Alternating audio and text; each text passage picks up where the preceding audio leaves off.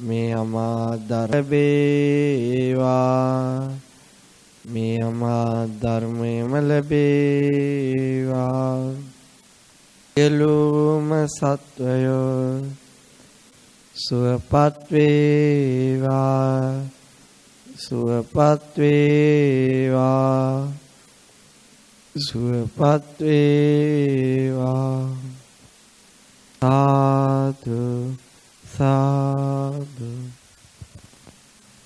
12 නේ 12 වෙනි කියන්නේ ඊයසන ඉගෙන ගත්තේ හිත ගන්න අරමුණට තවත් එකතු වෙන ධර්මතා හිත ගන්න අරමුණක් එක්ක අනිවාර්යයෙන්ම උපදින ධර්මතාවලට කියන්නේ මොනවද ඊට පස්සේ හිත ගන්න අරමුණක් කල්පනාවට ගන්න ධර්මතාවයට කියන්නේ මොකද්ද විතක්ක ਵਿਚාර මොකද්ද කියන්නේ පින්නතුනේ විතක්ක ගන්න අරමුණ සිනස්සන ධර්මතාවය මොකද්ද උම්බන ධර්මතාවය ගන්න අරමුණේ වැටෙන්න දෙන්නේ නැති කවුද වීර්යය ගන්න අරමුණට දෙන කැමැත්ත දැන් ඡන්දය කියලා කියන්නේ හිත ඡන්දය කියන ධර්මතාවයත් නිතරම උපදින්නේ හැම සිතක් එක උපදින ධර්මතාවයක් නෙවෙයි දැන් අපි සමහර අපේ සිත් තියෙන උපදින ඒ සිත් එක ඡන්දේ උපදින්නේ ඒවාට සිත් කාට් එක මේ පින්නතුන් ගාව තියෙනවා ඒක අර මම මුලින් දුන්නනේ කොපි කරන්නේ දැන් ලොකුවට ආය ඈ වීර්ය කියන ඒවා පින්නතුනේ සෑම සිතක් එක උපදින්නේ ඡන්දයත් එහෙම තමයි එතකොට පින්නන්හසුමාර එක අවස්ථාවකදී හෝ බුදුරජාණන් වහන්සේ බුදු වුණාට පස්සේ වීර්ය වැදගත් වෙනවා. ඊට පස්සේ මෙන්න මෙහෙම කල්පනාවක් ඇතුණා. මොකද්ද?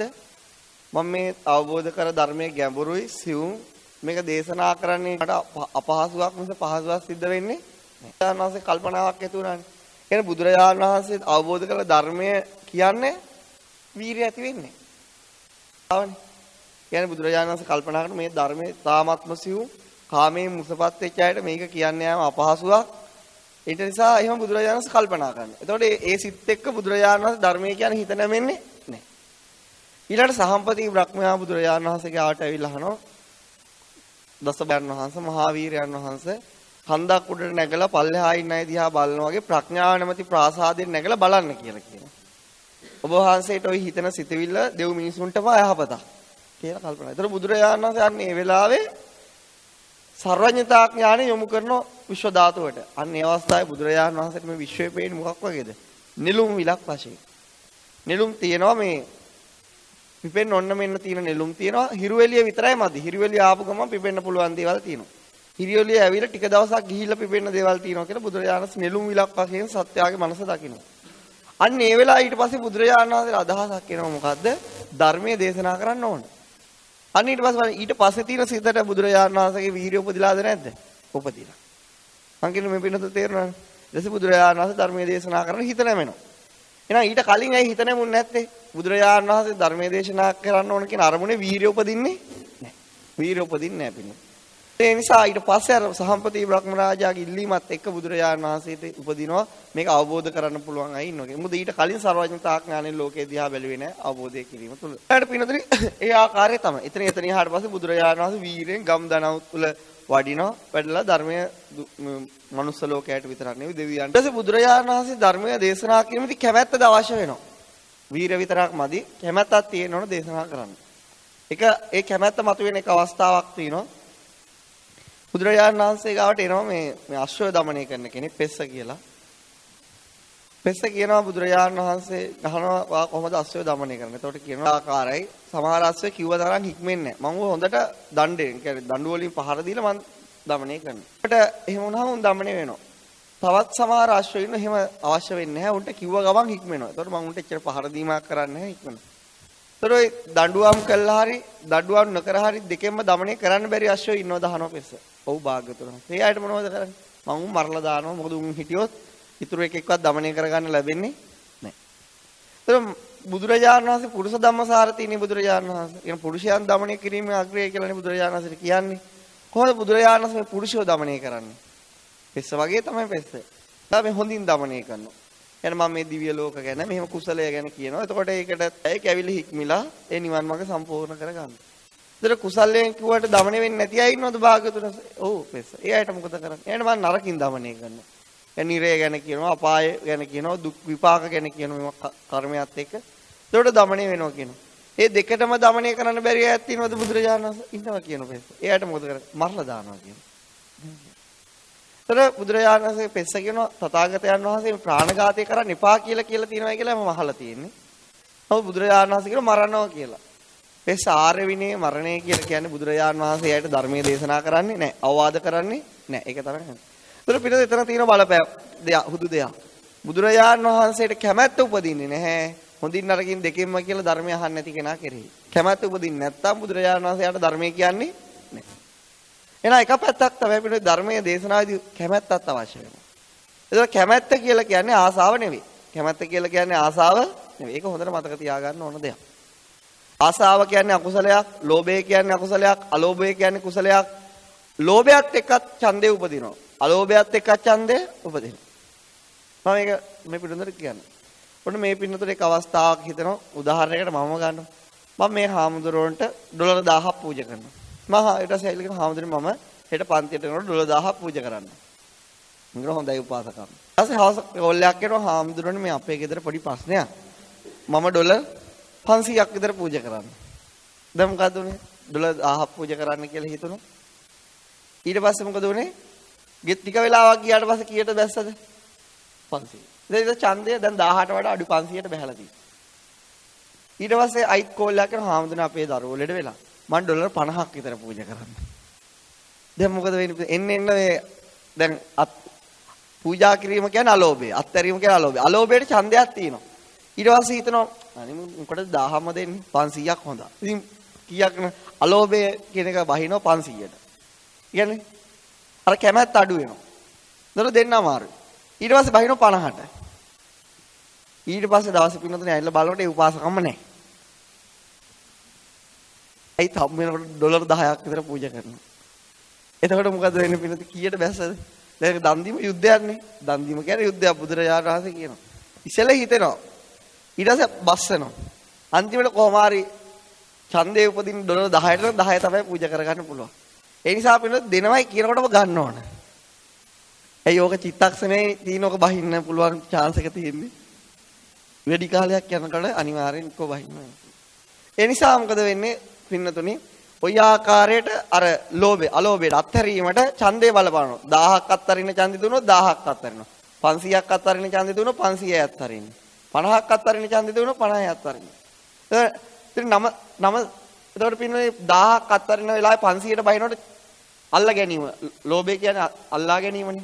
අත්හැරීම. එතකොට ඡන්දය 500කට පවතිනවා. දැන් එයා 500ක් තියාගන්න කැමතියි. 500ක් අත්හරින්න කැමතියි. ඊළඟට 100ක් දෙන්න කැමතියි. 900ක් තියාගන්න කැමතියි. මේ පිළිතුර තේරෙනවා ඡන්දේ ඒ ආකාරයට බලපෑම සිද්ධ කරනවා. ඒක නිසා තමයි බුදුරජාණන් වහන්සේ කිව්වේ දන් දීම මේ යුද්ධයක් කරනවට වඩා අමාරු දෙයක් වශයෙන් පෙන්වන්නේ ඒක. නිසා එක අවස්ථාවක ලෝභයට ඡන්දේ වැඩි වුණොත් පින්නතුනේ ඒක අත්හරින්න බෑ. මොකද ඡන්දේ විසින් කියන්නේ තියාගනි කැමැත්ත ඔබ කැමැත්ත තියාගනි මම ඒකට ඡන්දේ හැටි මෙහෙමයි.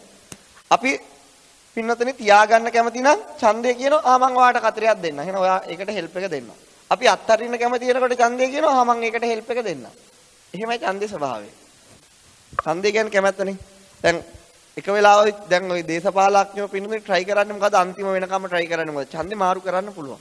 ඒගොල්ලෝ ඒකට කතා කියනවා. එක සිද්ධි ගෙනත් දෙනවා අනිත් අයට පහර ගහනවා. පහර ගහනකොට මොකද වෙන්නේ? ඡන්ද වෙනස් හොරු ඔන්න හොරකම් කරා කියනකොට මහින්දට දින ඡන්ද ඔක්කොම මෛත්‍රියට යනවා. ඒකයි වෙන්නේ. ඊට පස්සේ අනිත් පැත්තෙන් කියනවා මොකද්ද? මේගොල්ලෝ මෙහෙමයි කැඳ හැලියක් වගේ මේක මෙහෙම වෙයි රට විනාශ වෙයි කියනකොට අනිත් ඡන්දේ අනිත් පැත්තට යනවා. ඊට පස්සේ පින්නතේ කොහොම හරි ගිහිල්ලා කොතෙන්ටද වදින්නේ? ඒ වෙලාවේ බලය පවත්තන තැනට තමයි වදින්නේ. ඒක තමයි ඡන්දේ ස්වභාවය. ඡන්දේ අන්තිම මොහොත වෙනකම් වෙනස් කරන්න පුළුවන්. සමහර ඡන්ද තියෙන කැපුවත් නිල්ම තමයි. ඒක වෙනස් කරන්න බෑ. ඒ මොකද ඡන්දේ ඒ තරමට ඒක ප්‍රබලව පිහිටලා තියෙන්නේ. කැමැත්ත ඒකට පිහිටලා තියෙන්නේ. ඊට පස්සේ කිව්වොත් 10ක් මැරුවා කියලා. ඉතින් මරන්න ඕන රජයක් කරනකොට 10ක් මරන්න ඕන. ඒක ප්‍රශ්නයක් නෙමෙයි. එහෙම තමයි කැපුවත් නිල් හරි කැපුවත් කොළ හරි කියන්නේ. එතකොට ඒක ඒ වෙලාවේ එයාගේ ඡන්දය ගැන අවුලක් නැහැ. මොකද බලන්න දෙයක් නැහැ. ඒක අනිවාර්යෙන් වදිනවා. අර තියෙන පාවෙන ඡන්ද කියලා කියන්නේ මොනවද? එයාගේ ඡන්දය හැමතිස්සෙම මාරු වෙනවා. අරමුණෙන් අරමුණට මාරු වෙනවා. මේක නිසා තමයි. මෙන්න ඒකේ ඡන්දේ ස්වභාවය කැමැත්ත ඒ වෙලාවට මාරු වෙනවා. සමහර වෙලාවට වැඩි වෙනවා, සමහර වෙලාවට අඩු වෙනවා. ඉතින් වැඩි වෙන්නේ මොකකටද ඡන්දේ? ඒක තමයි බලපවත්වන්නේ හැමතිස්සෙම. කැමැත්ත වශයෙන් බලපවත්වන්නේ. බුදුරජාණන් වහන්සේත් එහෙමයි. ඉතින් බුදුරජාණන් වහන්සේ මෙහෙම කියලා තියෙනවා මහණෙනි තථාගතයන් වහන්සේ මෙන්න මෙහෙම සංඝයා දකින්න කැමතියි. මොන වගේ සංඝයාද? දැන් පැවිදි වෙලා සීල සමාධි ප්‍රඥා වඩනවා බුදුරජාණන් වහන්සේ ප්‍රශංසා කරනවා. ප්‍රශංසා කරනවා කියලා කියන්නේ කියන මේක තමයි සාසනයට අවිල කරන්න තියෙන්නේ. ඒකට බුදුරජාණන් වහන්සේ කැමැත්තක් තියෙනවා. හැබැයි ආසාවක් නැහැ. එහෙම කරන්න ඕනේ කියලා දැඩි බන්ධනයක් බුදුරජාණන් වහන්සේට නැහැ. නමුත් කවුරු හරි සාසනයේ පැවිදි වෙලා සීල සමාධි ප්‍රඥා වඩලා මාර්ගඵල ලැබුණාම බුදුරජාණන් වහන්සේකට කැමතියි. ඒක නිසානේ බුදුරජාණන් වහන්සේ පැවිදි වෙනකොටම කියන්නේ මගඵල ලබන්න උත්සාහ කරන්න කියලානේ. ඒ බුදුරජාණන් වහන්සේ මගඵල ලැබීම පිණිස කැමැත්තක් ඉපදිලා තියෙනවා. ඒ වගේම බුදුරජාණන් වහන්සේ කැමති සංඝයා සමගියෙන් ඉන්නවනම්. හැබැයි සංඝයා සමගියෙන් ඉන්න ඕනේ කියලා අපි වගේ ආසාවක් නැහැ. බුදුරජාණන් වහන්සේ හුදු කැමැත්තක් උපදිනෝ හිතේ සුඛා සංඝ සමගිය. සංඝයා සමගියෙන් ඉඳීම හොඳයි. කැමති. වගේම බුදුරජාණන් වහන්සේ පිරිනුවම් පාන්න යන ගමනදී හරි අපූර්ව ප්‍රකාශයක් කරනවා. මොකද ඒ අවස්ථාවේ බුදුරජාණන් වහන්සේ කියනවා ආනන්ද මට කිඹුල් වතෙන් හමන සුළඟක් සැපයි ආනන්ද. දැන් බලන්න බුදුරජාණන් වහන්සේ රජමාලිගාව අත්තරලා සුළඟට ආසයිද? එහෙම එකක් බුදුරජාණන් වහන්සේගේ නැහැ. මොකද්ද ඒ කියන්නේ බුදුරජාණන් වහන්සේ උපන් ගම් ප්‍රදේශයට යම් ඡන්දයක් තියෙනවා.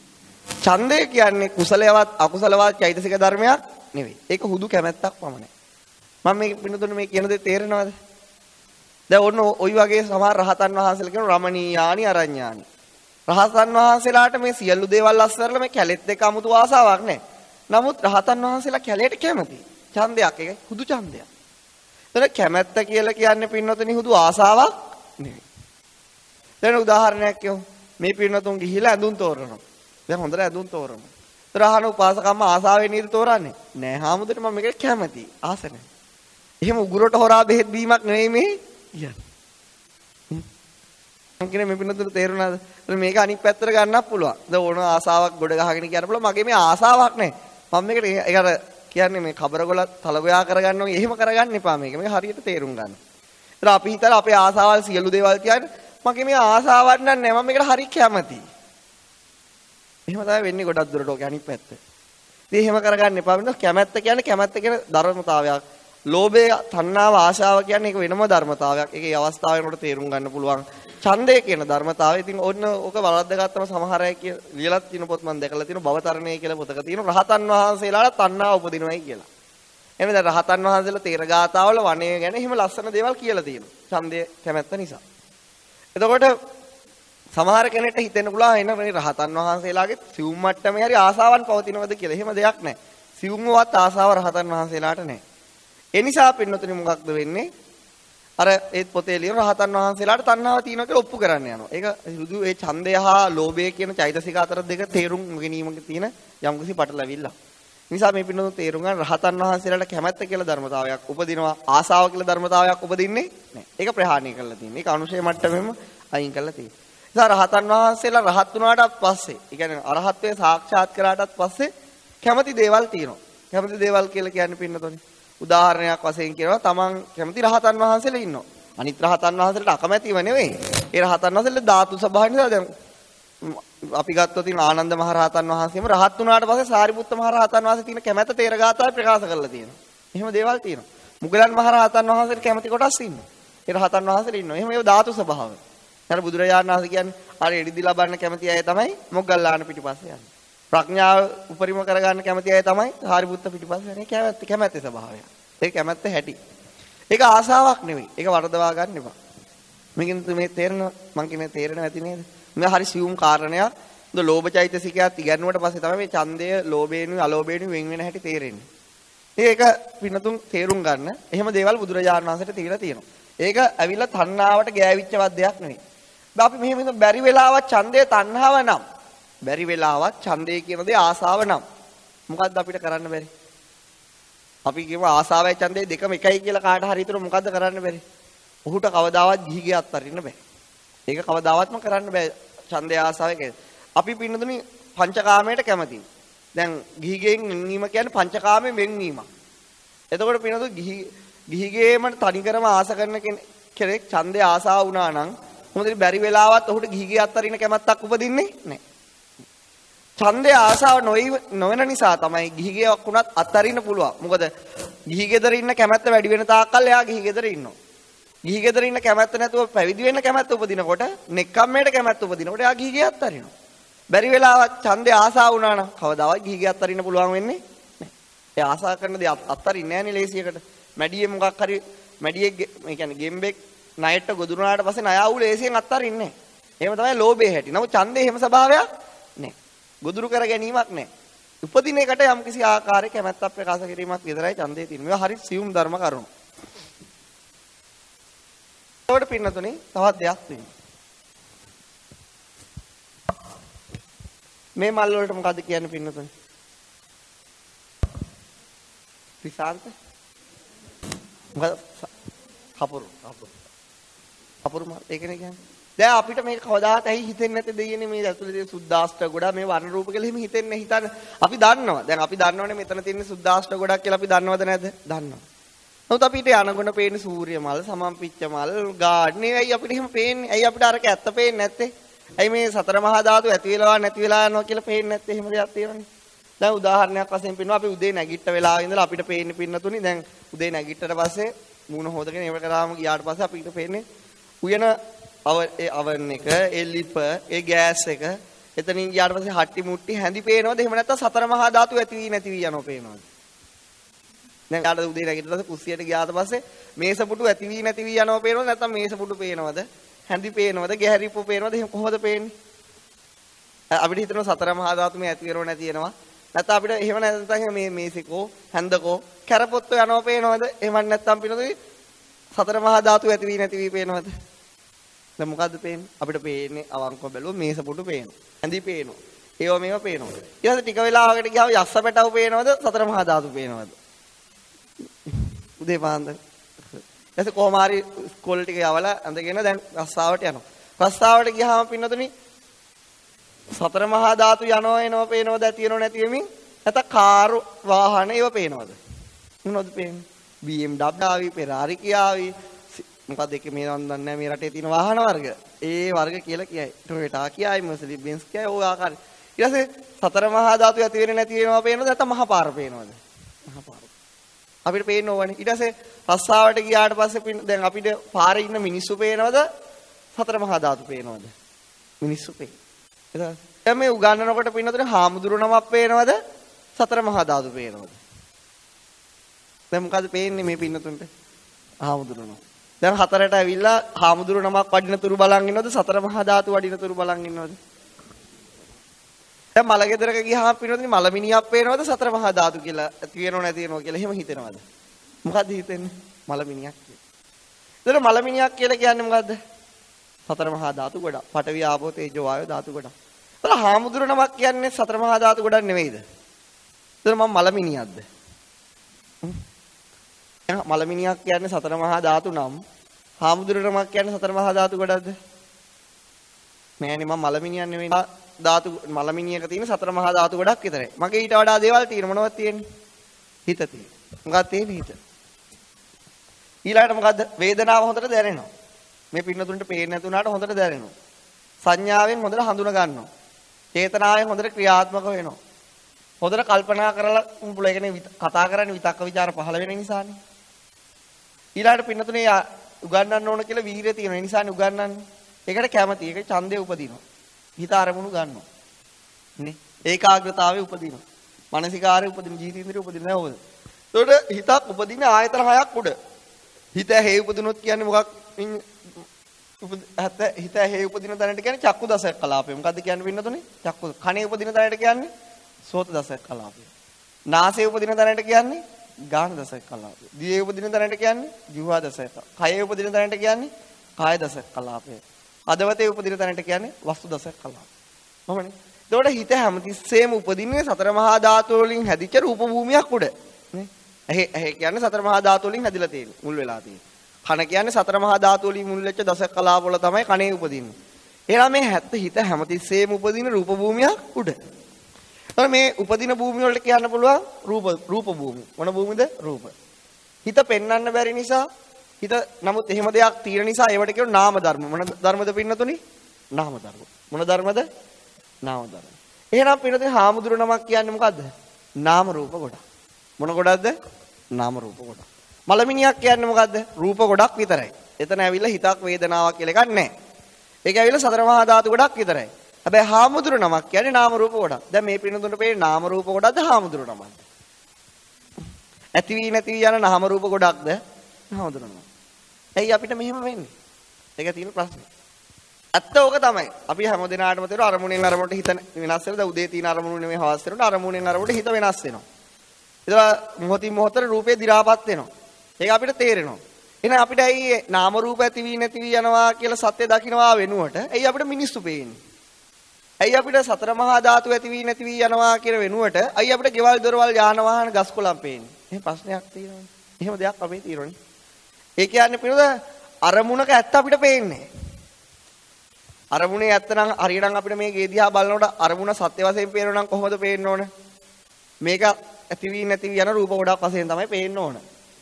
නමුත් අපිට එහෙම පේන්නේ අපිට ගයක් පේනවා. ගයක් දැනෙනවා. ගයක් හඳුනා ගන්නවා. එහෙම දෙයක් සිද්ධ වෙන්නේ. එහෙම දෙයක් සිද්ධ වෙන්නේ. අරක ගුණ. දැන් මෙතන ටයිල් තියෙනවා. ටයිල් කියන්නේ සතර මහා ධාතු කොට මේ හැම ශනත්‍රයේම ඇති වී නැති වී යන ධර්මතාවයට ගොදුරු වෙනවා. නමුත් අපිට ඕක පේන්නේ නැහැ. අපිට පේන්නේ ටයිල් කැටයක්. ඒක එහෙම දෙයක් තියෙනවද නැද්ද? තියෙනවා. කවදාවත් තමන්ගේ හස්බන්ඩ් නාම රූප ගොඩක් කියලා හිතලා තියෙනවද? එහෙම නැත්නම් පින්නතුනි මේ හස්බන්ඩ් කෙනෙක් හරි වයිෆ් කෙනෙක් කියලා හිතනවද? මොකද හිතෙන්නේ?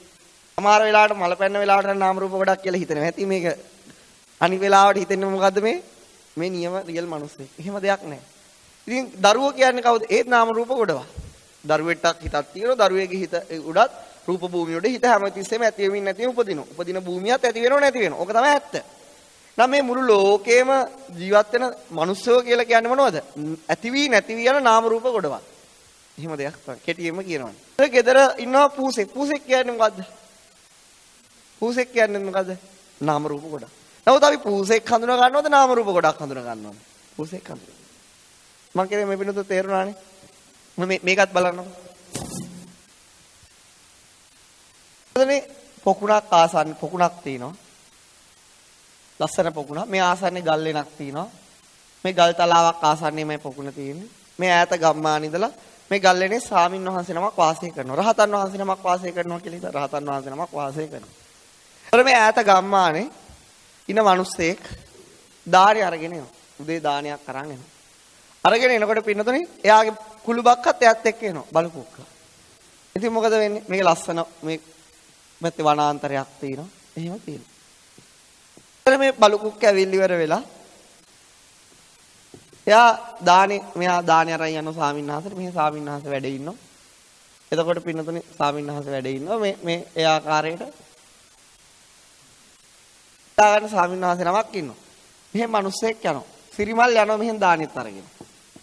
හරිද? ඔහම යනවා. බලු කුක්ක මෙහෙ වතුරට ගියාට පස්සේ මෙයා බුරනවා. එයා බුරන්නේ. නම් බලු කුක්ක වතුර ගාවට ගිහින් බුරනවා. එයා හිතන්නේ මොකද්ද? එයා හිතන්නේ තවත් මට විරුද්ධ බල්ලෙක් ඇවිල්ලා. මං ආවේ මගේ මහත්තයත් එක්ක මගේ සාමියාත් එක්ක උඹ එන්න එපා යන්න. එයා රහෙට යනකොට අනිත් බල්ලත් එනවා. එයා ඊතව හයියෙන් පුරනවා. සමහරට බල්ල වතුරට උනත් පයින්න පුළුවන්. හේතුව බල්ලට හිතෙන්නේම මෙතන මොකෙක් ඉන්නවයි කියලා. තවත් මට විරුද්ධ මගේ මේකෙක් ඉන්නවා. ඒ තමයි. දැන් මේ දාන ගිනනට මිනිස්සයාටත් එයාගේ ඡායාව පේනවා. මිනිස්සයාත් වතුරට බුරනවද?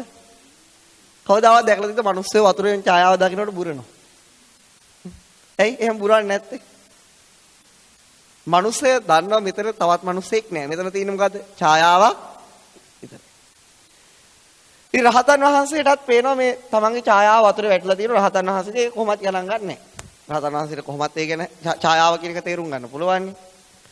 හැබැයි පින්නතුනේ දැන් මේ මිනිස්සයා සාමින් වහන්සේ නමක් දකින්නවද? වනාන්තරයක් දකින්නවද? වතුර විලක් දකින්නවද නැද්ද? එයාට ගල් තලාවක් පේනවද නැද්ද? පේනවා. එයාට ගල් තලාවක් පේනවා. එයාට වතුර විලකුත් පේනවා. එයාට වනාන්තරයකුත් පේනවා. එයාට දාන දෙන්න සාමින් වහන්සේ නමක් පේනවා. සාමින් වහන්සේ ගල් වෙනක් පේනවා. ඊළඟට තියෙන ප්‍රශ්නේ තමයි රහතන් වහන්සේට වනාන්තරයක් පෙනේද?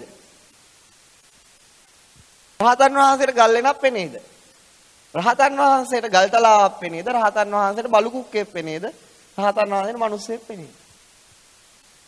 බලු කුක්ක ගියා ඉස්සෙල්ලා යාගේ ඡායාවට බුරනවා. මොකද බලු කුක්කට ඡායාව තේරුම් ගන්න තරම් ශක්තියක් නැහැ. නමුත් මිනිස්සයා ඡායාවට නම් බුරන්නේ. එහෙනම් බලු කුක්කට වඩා තේරුම් ගැනීම හැකියාව මිනිස්සෙට තියෙනවා. එහෙම හැකියාවක් තියෙනවා. නමුත් එයාට පේනවා එයාගේ බල්ලා විලගාව ඉඳන් බුරනවා. එයාට පේනවා එයාත් එක්ක ආපු බල්ලා. එයාට ගල් තලාව පේනවා. එයාට වනාන්තරය පේනවා. එයාට සාමින් වහන්සේ පේනවා. එයාට ඔක්කොම පේනවා. නමුත් රහතන් වහන්සේ අනිත් පැත්තේ රහතන් වහන්සේට පේන දේවල් තියෙනවා. රහතන් වහන්සේට බලු කුක්කේ පෙනේද? රහතන් වහන්සේට ගල් තලාවක් පෙනේද? රහතන් වහන්සේට වනාන්තරයක් පෙනේද? රහතන් වහන්සේට පේන්නේ මොකද්ද? නාම රූප ගොඩක් ඇති වෙනව නැති වෙනව එක පැත්තේ. තවත් නාම රූප ගොඩක් දානි උස්සගෙන ඉනවා. ඒ දානෙත් රූප ගොඩක් විතරයි. වනාන්තරය කියන්නේ රූප ගොඩක් විතරයි. ගල් තලාව කියන්නේ රූප ගොඩක් විතරයි. මේ වතුර කියන්නේ තාපෝ ධාතු අඩික ඇති වෙන තියෙන රූප ගොඩක් විතරයි. නමුත් රහතන් වහන්සේට එහෙම පෙනුනට රහතන් වහන්සේම දැනගත්තට හිතින් මිනිස්යාට එහෙම පේන්නේ. ඇයි? ඒක පළවෙනි එකෙන් බල්ලට සාපේක්ෂව මිනිස්යාට ප්‍රඥාවක් තියෙනවා. අනිත් එක රහතන් වහන්සේට සාපේක්ෂව මිනිස්යාට ඊතරම් ප්‍රඥාවක් නැහැ. දැන් ඒ දෙන්නටම සාපේක්ෂව හේවණල්ල අඳුර මිනිස් හේවණල්ල අඳුර ගන්නවට වගේ හැකියාව රහතන් වහන්සේට තියෙන මොකද්ද? අනිත් පේන දේවල් වල සත්‍ය හඳුනා ගන්න. මම මේ වෙනුතුනේ කියන තේරෙන්නේ. ඒත් අපිට එක හැකියාවක් නෑ. අපිට හේවණල්ලක් වශයෙන් තේරුම් ගන්න හැකියාවක් තිබුණට මේවා හේවණලි කියලා අඳුර ගන්න අපිට හැකියාවක් නෑ. අපි ඒ නිසා මේවා සැබවින්ම පවතින වස්තුන් වශයෙන් හඳුනා ගන්න. නමුත් රහතන් වහන්සේලා මේවා කවදාවත් සැබවින්ම පවතින වස්තු වශයෙන් හඳුනාගන්නේ නෑ. මේකෙන් තේරෙන්නේ. දැන් අපි බලමු ඇයි එහෙම වෙන්න හේතුව කියලා. දැන් මේ පිළිතුරට තේරෙනව නේද? ඇත්තටම අපිට මෙහෙම බලනකොට මෙතන තියෙන සතර මහා ධාතු ගොඩක් කියන එක තේරෙනවද? ඔක්කොටම තේරෙනවා. නමුත් පේන්නේ නැති එක තමයි ප්‍රශ්නේ. දැන් ඔක්කොටම දැන් සාමාන්‍ය ඕනම කෙනෙක්ට තේරෙනවා.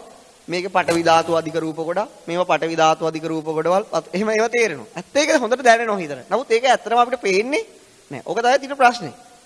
අර හේවණල්ල වගේ ඒවත් හේවණලි කියලා තේරුම් ගන්න පුළුවන් වුණා. ඕක ලොකු ප්‍රශ්නයක් වෙන්නේ. හිත ගන්න අරමුණ. හිත ගන්න මොකද්ද පින්නතුනේ? අරමුණ. ඒ අරමුණත් එක්ක අනිවාර්ය උපදින සිතුවිලි හට කියන සබ්බචිත්ත සාධාරණ.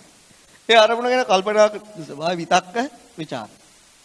ඒ අරමුණ පින්නතුනේ එතරින් ගියාට පස්සේ ඒ අරමුණට වැටෙන්න දෙන්නේ නැති ස්වභාව වීරය. ඒ අරමුණේ කැමැති තියෙන ස්වභාවය ඡන්දය. ඒ අරමුණ සතුටු කරන ස්වභාවය උපදිනවා. ඒකට කියන්නේ ප්‍රීතිය. එතකොට පින්නතුනේ ප්‍රීතිය කියන්නේ සතුටු කරන ස්වභාවය. වීරය කියන්නේ සතුටු කරන ස්වභාවය. ඡන්දය කියන්නේ කැමැත්ත ඇති කරන ස්වභාවය.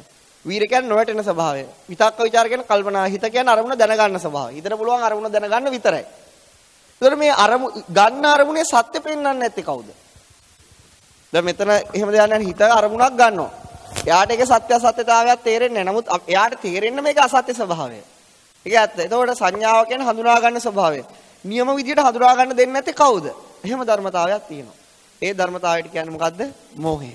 මොකද්ද ඒකට කියන්නේ පින්නතුනි? ඔන්න අකුසලයේ පටන් ගත්තා. අකුසලයේ පළවෙනි අකුසලයේ තමයි පින්නතුනි සත්‍ය වහන ස්වභාවය. ඒක මොකද්ද? මෝහය. ඒක මේක තේරු. හිත ගන්න අරමුණේ ඇත්ත පෙන්වන්නේ නැහැ මෙයා. මෙයා ඇත්ත පේන්න දෙන්නේ නැහැ. ඉඩ දෙයක් නැහැ ඇත්ත පේන්න. මෝහයේ ස්වභාවය තමයි හිත ගන්න අරමුණේ සත්‍ය පේන්න දෙන්නේ. ඒතර අපි උදේ ඉඳලා රෑ වෙනතුරු අපිට ඇත්තටම පේන්නේ පින්නතුනි සතර මහා ධාතු ගොඩවල්, ගෙවල් දොරවල්, යාන වාහනද නැත්නම් පේන්නේ නාම රූප ගොඩවල්, දරුවෝ මිනිස්සුද? ඇත්තටම උදේ නැගිට ගමන් ඉඳලා පේන්නේ මොකද්ද? ගෙවල් දොරවල් පේනවා. යාන වාහන පේනවා. වතු පිටි පේනවා. ඒව පේනවා. එතනින් ගියාම එතකොට අපි එකකවත් අපිට සත්‍ය පේන්න දීලා නැහැ.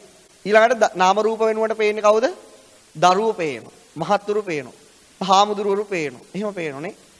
එතකොට උදේ නැගිට වෙලාව ඉඳලා රෑ නිින්ද යනතුරු හිතත් අපේ හිත සම්පූර්ණයෙන් වහගෙන ඉන්න ධර්මතාවය මොකද්ද? මෝහය. මෝහය. කියන්නේ මෝහය කියන එකේ තේරුම තමයි අරමුණේ ඇත්ත පේන්නේ එයා ඉඩ තියන්නේ නැහැ. හිත ගන්න අරමුණට සම්පූර්ණ වහලා ගහනවා. එයා පෙන්නන හිත ගන්න අරමුණ නෙවෙයි පෙන්වන්නේ. යාට පුළුවන් වහලා දාන්න. දැන් උදාහරණයක් වශයෙන් පින්නතුනේ අපිට මේ ඇහෙන් රූප පේනවනේ. මේ ඇහෙන් රූප පේනවා. මේ ඇහැ වහන දලක් දැම්මට පස්සේ නිවැරදි ආකාරයට රූප දකින්න පුළුවන්ද? බැහැ. මෝහය කියන්නේ තනිකර හැඩ දාපු දැලක් වගේ දෙයක්. එයා ඒ දැල එලනවා. එළුවට පස්සේ හිතට කර කියා ගන්න දෙයක් නැහැ. අනිත් සිතුවිලි වලට කර කියා ගන්න දෙයක්වත් නැහැ. මොකද මේ මෝහය කියන්නේ පින්නතුනේ ඇත්ත විදියට පෙන්වන්න නැති ධර්මයක් නිසා සත්‍ය විදියට නොපෙන්වන ධර්මයක් නිසා මේකට කියන අකුසල ධර්මයක්. මොන ධර්මයක්ද? අකුසල. අකුසලයේ කියන වචනේට තේරුමක් තියෙනවා. මොකද ඒ තේරුම? මෙන්න මේ ධර්මතා හිතත් එක්ක ඉපදුනාට පස්සේ චිත්තසංතානය දවනවා. චිත්තසංතානය තවනවා. චිත්තසංතානය ගිනි තියනවා. ඒ වගේම අනාගතේ මෙයා ඉපදුනාට පස්සේ චේතනාවෙන් හදන්නේ මොන විපාකද? දුක් විපාක තමයි සකස් කරලා දෙන්නේ. ඒ අකුසලයක් කියන වචනේ තේරුම තමයි මේ වගේ ධර්මතා හිතත් එක්ක ඉපදුනාට පස්සේ හිත දවනවා. හිත තවනවා. හිත ගිනි තියනවා. ඒ විතරන්නේ අනාගතයේ චේතනාවෙන් හදන විපාකේ අනිවාර්යයෙන්ම දුක් විපාකයක් වෙනවා. සැප විපාකයක් හදන්න මේගොල්ලෝට කිසිම හැකියාවක් නැහැ. එහෙනම් උදේ ඉඳලා හැන්ද වෙනතුරු අපිත් එක්ක උපදින මෝහය විසින් අපිට හදන්නේ දුක් විපාකේ. හැම වෙලාවෙම අපේ චිත්තසංතානේ තවනවද නැද්ද? තවනවා. මං කියන්නේ මේ පිටුතුර තේරෙනවනේ. තේරුම් ගන්න ඕනේ. ඊළඟට තමයි පිටුතුර මේ මෝහයෙන් අපිට කොච්චර සත්‍ය වහනවද කියලා පෙන්වන්නේ. දැන් මේ පින්නතුන්ට දරුවෝ ඉන්නවද? ඉන්න. මේ පින්නතුන්ගේ දරුවෝ මේ පින්නතුන් කැමති ඔන්න විභාගයක් තියෙනවා.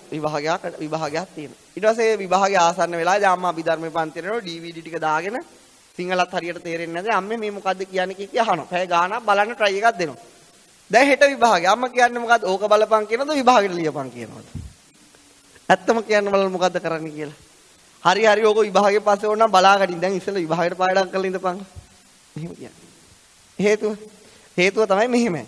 විභාගේ පාස් වෙන්නේ නැතු වුණොත් ඒගොල්ලෝ අයිත් පාරක් අම්මට වියදම් කරන්න වෙනවා. නැත්නම් පුතාට හොඳ ජීවිතයක් ගත කරන්න වෙන්නේ නැහැ කියලා අම්මගේ හිතේ අදහසක් තියෙනවා. ඒ නිසා අම්මලා කවදාවත් පොඩිල කාලේ ඉඳලා පහසරේ ළමයි ඉඳලා භාවනා කරන්න එක්කන් යනවා ලංකාවේ නම් සිස්සත්තට ඇදගෙන යනවාද? පුල් රයි එක දෙන්නේ සිස්සත්තට ඇදගෙන යන්නද නැත්නම් භාවනා කරන්න යන්නද? බලන්න එතකොට ඇයි එහෙම කරන්නේ? අම්මා හිතනවා එහෙම ඉගෙන ගත්තට පස්සේ ළමයි මේ හොඳ මේකට යයි. එහෙම තමයි අම්මලාගේ බලාපොරොත්තුව. එතකොට පින්නතුනේ කෙනෙක් පැවිදි වෙන්නේ ඇයි? කෙනෙක් පැවිදි වීමේ අරමුණ මොකද්ද? සත්‍ය අවබෝධ කරගන්න. මොකක් අවබෝධ කරගන්නේ? සත්‍ය අවබෝධ කරගන්න. එතකොට පින්නතුනේ සත්‍ය අවබෝධ කරනවා කියන්නේ මොකද්ද? මෝහය නැති කිරීම. සත්‍ය අවබෝධය කරන්නේ අරමුණේ ඇත්ත පේන කෙනා නැති කරලා දැමීම තමයි සත්‍ය අවබෝධය. මෝහය යම් දවසක සම්පූර්ණ නිදහස් වුණා නම් සම්පූර්ණ සත්‍ය හිතට අරමුණු කරන්න පුළුවන් හැකියාවක් තියෙනවා. දැන් හිතට සත්‍ය අරමුණු කරන්න දෙන්නේ නැත්තේ කවුද? මෝහය විසින්. එතකොට දැන් පුතා විභාගයට යන්න කලින් ධර්මය අහන්නේ මොකද්ද? සත්‍ය තේරුම් ගන්න. අම්මා මොකද්ද කියන්නේ? ඉස්සෙල්ලා පාඩම් කරලා ඉඳපන්. පාඩම් කරන්නේ ඇයි පින්නතුනි? වාහන තේරුම් ගන්න, හොඳ ඉහළට යන්න, නම්බුනාම තේරුම් ගන්න. ඒකටනේ පාඩම් කරලා ඉගෙනගෙන යන්න ඕනේ. අම්මා කියනවා දරුවට මොකක් දිනු කරන්න? මෝහය දිනු කරන්න කියනවද ප්‍රඥාව දිනු කරන්න කියනවද? කියන්නේ රැවටියන් පුතේ රැවටියන් ඇති වෙන්නම රැවටියන්. එහෙම තමයි කියන්නේ. ඉතින් මෝහය ඇති තමයි. ඒ කියන්නේ සත්‍ය විශ්ින් පේන්නන්න දෙන්නෙම නැහැ. ඒක ඊළඟට දැන් මේ පින්නතුන් දන්නවා ලෝකේ ඒකාන්ත සත්‍ය චතුරාර්ය සත්‍ය. මොකද්ද පළවෙනි ආර්ය සත්‍ය? දුක්ඛාර්ය සත්‍ය. එතකොට පින්නතුනි කවුරු හරි පැවිදි වෙන්නේ ආර්ය සත්‍ය අවබෝධ කරගන්නනේ. ඒක තමයි මූලික චේතනාව. ඔය ආර්ය සත්‍ය අවබෝධ කරගන්න තියෙන චේතනාව. එතකොට කවුරු හරි ඔන්න මේ පින්නතුන්ගේ දරුවෙක් කියන හැමතිස්සෙම මම මට පැවිදි වෙලා යන්න ඕන. චතුරාර්ය සත්‍ය අවබෝධ කරගන්න ඕන. අපි කිව්වේ ළමයට වයස 16යි කියලා. පුතේ උඹට අමු කැවිලද කියලා අහනවද ඵලයන් කියලා කියනවද? දැන් කවුරු හරි පැවිදි වෙලා ඒ ළමයා කියනවා අම්මේ දැන් මට තේරෙනවා මේ ඇති දෙයක් නැහැ. මට දැන් පැවිදි වෙන්න යන්න ඕන. පුතේ තාම ඔබ ජීවිතේ වින්දේවත් නේද කියලා අහනවද නැත්නම් ඵලයන් කියලා දෙනවද යන්න? අවංකව කිව්වොත් දැන් කියාවි යන්න දෙනවා කියලා. නමුත් ඇත්තවක නෙමෙයිනේ පිටු යන්න දෙන්නේ. ඇතිතරම් කියන ඕවයි කරන්න පුළුවන් කාටද? ඕහොම වෙනවද? දැන් මේ සතර පොයට උපාසකම වෙන්න පුළුවන්. මේ දැන් කියනවා. ඌව පුළුවන්. අනේ පුතේ මට ගියා නම් හාමුදුරු කෙනෙක් කිසිම එකක් අවබෝධ වුණේ නැහැ. අපි ඉතින් යනවා. එහෙම තමයි කියන්නේ. ඌව බොරු වැඩ ඔහොම කරන්න එපා කියලා කියන නැත්තම් පුතා යන්න සංසාරයෙන් නිදහස් වෙන්න පැවිදි වෙන්න අනිවාර්යයි කියලා එකගෙන ගිහිල්ලා බාර දෙනවද? එහෙම නැත්නම් තනිකර කකුලෙන් ඇදලා ගෙදර තියා ගන්නවද? ඊට පස්සේ අහනෝනේ පුතා මොකක් හරි එපා එකක් බ්‍රේක් ඩවුන් වුණාද? ඒක තමයි සංසාරේ ස්වභාවය යන්නේ. නැත්නම් තව ගෑල් ළමෙක් ඉන්නවා කියලා හොයාගන්න කියනවද? මොකද්ද කියන්නේ? හරම තමයි කියන්නේ. හේතුව මොකෝ? ඒ කියන්නේ මේ සම්පූර්ණ දුක්ඛාර සත්‍ය අවබෝධ කිරීම ඉතා ලෝකේ විශාලම දුක වශයෙන් පේන්නේ ලෝකෙට. ඒ කියන්නේ කවුරු හරි දුක්ඛ ආර්ය සත්‍ය අවබෝධ කරනවා නම් එයා මහා දුක් විඳින පුද්ගලයෙක් වශයෙන් තමයි ලෝකෙට පේන්නේ. ඒක තමයි මාර්ග දෙය කියන්නේ. මාර්ග මෙකැනිසම් එකක් ඒක. කවුරු හරි දුක්ඛාර සත්‍ය අවබෝධ කරන්න යනවා නම් ලෝකයාට පේන්නේ ඌ මහා දුක් විඳින්නෙක් වශයෙන්. දැන් ගොඩක් ඔය සාමින්හන්සලට සලකන්නේ අනේ පවුනේ අපේ දරුවෝ වගේනේ දුක් විඳිනවනේ කියලා ඇවිල්ලා මූණටම කියනවා. මට ආරණ්‍ය වල ඉන්නකොට ආරණ්‍ය වලට එනෝ දාන්න ගියාම ආව කතා කරා හාමුදුරන්ගේ වයස කීයද 23යි අපේ පුතාගේත් වයස 23යි හනී පව් ඇයි මේ කැලවල වල දුක් විඳින්නේ එහෙම කියලා. ඒ කියන්නේ දුක්ඛාර සත්‍යය යමයි අවබෝධ කරගන්නව නම් ලොකු දුකක්. ඊට පස්සේ අහනවා දැන් පුතාට මොකක් හරි මේ ප්‍රශ්නයක් අත් වුණාද තරුණ කාලේ? කොයි කාලෙද පැවිදිනේ? 19 න්නේ අම්මේ ගියේ. මොකක් හරි ප්‍රශ්නයක් වුණාද? ප්‍රශ්න ගොඩක් වුණා. ඇත්තටම මගේ පුතෙක් වගේ ඕන වෙලාවක අපේ ගෙදරට වඩින්න. ඉතින් මං අහන ඇත්තටම අම්මට පේන්නේ මම පුතෙක් වගේද? එහෙනම් ලෑස්ති වෙන ඔප්පුව ලියන්න මට. එතකොට පින්නදින ඔන්න ඕක තමයි සත්‍ය. ඒ කියන්නේ කවුරු හරි දුක අවබෝධ කරගන්න මහන්සි වෙලා කොහේ හරි ඉන්නවනම් මේ මහා දුක් විඳින වශයෙන් තමයි ලෝකෙට පේන්නේ. එහෙමනේ අඳුනලා තියෙන පැවිද්ද කියන්නේ විශාල දුක. එහෙමනේ කියන්නේ දුක් විඳින්න යනවා කියලා කියනවා. ඊළඟට පින්නදින මොකක්ද වෙන්නේ? දැන් කවුරු හරි දැන් තව ඒ ළමෙක් ඉන්නෝ. ඒ ළමයා හොඳට ඉගෙන ගන්නවා. විභාගේ පාස් වෙනවා. උපාධිය ගන්නවා. රැකියාවක් කරනවා. විශාල ගයක් හදා ගන්නවා. එයාට නම්බුනාම හම්බ වෙනවා. එතකොට කියනවා අන්න අර පුතා වගේ වෙන්න කියනවද? අර වගේ කැලේට ගිහිල්ලා භාවනා කරන්න කියනවද? මොකද කියන්නේ? ඒ කියන්නේ අම්මලා කියන්නේ මේ හොඳට ඉගෙන ගන්න ඕන ළමයි හොඳට කන්න ඕන. ඊට පස්සේ මොකද වෙන්නේ? ඩිග්‍රී එක හොඳට කරගන්න ඕන, හොඳ රැකියාවක් කරන්න ඕන, හොඳ ගෑල් ළමයෙක් ගෙන්න ඕන, හොඳ වාහනයක් ගන්න ඕන පුතේ. කාටවත් කරදරයක් නැතුව ජීවත් වෙන්න ඕන. අම්මත් පන්සල් එකගෙන යන්නත් ඕන වාහනේ. ඒක තමයි කියන්නේ. ඒ කියන්නේ පින්නද දැන් ලෝකේ බුදුරජාණන් වහන්සේ දේශනා කරලා තියෙන තණ්හාය ජායති සෝකෝ තණ්හාය ජායති වය. එහෙම නේද? තණ්හාව තමයි සෝකේ උපදවන්නේ, තණ්හාව තමයි බය උපදවන්නේ. ඒකනේ ඇත්ත. දැන් එතකොට තණ්හාවෙන් ජීවිතේට දේවල් එකතු කර ගැනීම විශාල සැපයක් වශයෙන් පේනවා. ඒ සෝකයයි බයයි ලෝකෙට වෙන්නේ පුදුම සැපයක් වශයෙන්. ඇත්තට පොඩ්ඩක් කල්පනා කරලා බලන්න. දැන් තණ්හාව දැන් ජීවත් වෙලා ඒ කියන්නේ ළමයෙක් මහන්සි වෙලා හම්බ කරලා ඊට පස්සේ කරන්නේ වස්තු එකතු කර ගන්න ඕනනේ. එයාට ඒවත් මුදවන්න බෑනේ. ඊට පස්සේ ජීවත් වෙන්නේ කීක එකතු කර ගන්න ඕන. ඒකට තණ්හාවක් තියෙන්න ඕන. ඉතින් තණ්හාවෙන් එකතු කර ගැනීම කවුරු හරි එකතු කර ගන්න ලෝකෙට පේන්නේ. එයා මාරයිනේ බලන්න එයා දිනු වෙච්ච දිනුවිල්ල. අපේ ඇවුනොත් ඒ වගේ තමයි වෙන්න ඕන. එහෙම කියනවා නැත්නම් කවදා හරි කියනද පුතේ අන්න ආරණ්‍යක ඉන්න මෙන්න මේ වගේ සිල්වත් ස්වාමීන් වහන්සේලා චතුරාර්ය සත්‍ය අවබෝධ කරගන්න වහන්සේ වෙනවා. පුතත් ඒක තමයි කරන්න ඕන. ඉගෙන ගත්තට ඔක ඇති වැඩක් නෑ පුතේ. එහෙම කියනවද නැත්නම් අර තැනට යන්න කියනවද? බලන්න මේ මෝහයේ තරම කියන්නේ පිළින ඒකාන්ත දුක් විඳින ධර්ම පෙන්නනවා පුදුමාකාර සැප විඳින ධර්ම වශයෙන්. තනි කරම අනිත් පැත්ත තියෙන්නේ. ඒ කියන්නේ සැප විඳින යම් ප්‍රතිපදාවල් ලෝකේ නැත්තම් ඒක පෙන්නනවා අන්තිම දුක් විඳින ප්‍රතිපදාව වශයෙන්. මේ පිළිතුර මම කියන්නේ තේරුණාද? දුක් විඳින යම් ප්‍රතිපදාවක් මේ විශ්වයේ තියෙනවා නම් ඒක පෙන්නනවා ලෝකේ ඒකාන්ත සැප විඳින ප්‍රතිපදාවක් වශයෙන්. කොහොම ගැහිල්ලක්ද ගහන්නේ? හිතා ගන්න පුළුවන්ද? කොයිතරම් අපි 100% අනිත් පැත්ත කරකවලා තියෙනවද කියන එක. එන අරමුණේ සත්‍ය අපිට දැන් ඇත්තම මේ පින්නතුන් ධර්ම ඉගෙන ගන්න අය පිළිසෙන් බොහෝ කාලෙ ඉඳලා දන්නවා චතුරාර්ය සත්‍ය තමයි අවබෝධ කරගන්න ඕනේ. ඒකෙන් තමයි ඒකාන්ත නිවන උතුම්ම සැපේ ලැබෙන්නේ. ඒක ලැබෙන්නේ. ඒකෝට අපි දන්නවා අපි වස්තුව රැස් කර යනකොට මොකද්ද අනිවාර්ය ඕනම පුද්ගලයෙක්ට වෙන්නේ තණ්හාවට දාස වුණාට පස්සේ යාට ශෝකයේ බය උපදිනවා කියලා අපි හැමෝම දන්නවා. ඒක තේරෙනවනේ අපි හැමෝටම. නමුත් ඒක අපිට තේරෙද්දි අපි වැඩියෙන්ම try කරන්නේ දරුවෝ තණ්හාවෙන් අයින් කළා ඒකාන්ත සැපේ ලබා දෙන්නද? එහෙම නැත්නම් ඒකාන්ත දුකට යනකොට ඒ දැකලා සතුටු වෙන්නද? බලන්න ඉතින් මෝහයේ තරම. එයා දුක් විඳින දේවල් එකතු කරන්න දරුවා අම්මා සතුටු වෙනවා. අම්මා සැප විඳිනවා. ඒක තමයි නියම සැපේ. එතකොට යම් කිසි ආකාරයේ දුක්ඛාර සත්‍යෙන් මිදෙන්න උත්සාහ කරන්න දුක් විඳින වශයෙන් ලෝකේ නම් කරනවා. දැන් කියන්නේත් ඒකනේ. යම් කිසි කෙනෙක් තරුණ කාලේ හරි මහා ධනස්කන්ධයක් හරි පැවිදිලා ගියොත් බොහෝ අය කියන්නේ මොකද්ද? අනේ බලපල්ලා අරුන්ට මානසික රෝග. ඔය මෙන්ටල් වෛද්‍යවරයෙක්ට පෙන්වන්න ඕන.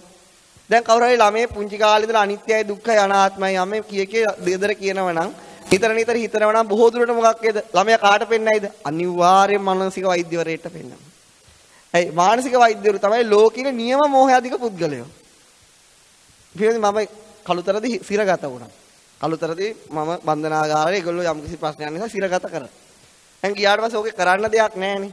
කූඩුවකට දැම්මට පස්සේ ඒ කූඩුවේ 10 15 දෙනෙක් ඉන්නවා. මම එයාට මේ ධර්මයේ කිව්වා. දැන් එයාට මේක තේරෙන්න ගත්තා. මම කොහොම හරි try කරලා උපමා වලින් කිව්වා. ඊට පස්සේ ටික දවසක් යනකොට එළියට ගියාම එළියේ ඉන්න අයටත් මේක කිව්වා. කිව්වට පස්සේ දැන් 100ක් 200ක් දැන් අහන්න කැමතියි. ඊට පස්සේ හිරගෙදරට වෛද්‍යවරු වෙනවනේ. අර ජේලර්ල ගිහිලා කියලා මට පිස්සු කියලා. මට මොකක් හරි මානසික ලෙඩක් තියෙනවා. ඉතින් මාව ගෙන්නවුවා එයාගේ ඉස්සරහට. ඊට පස්සේ අහනවා අයි ඔයා මේ එක ඒවා කියන්නේ අයි මිනිස්සු මේව අහන්නේ.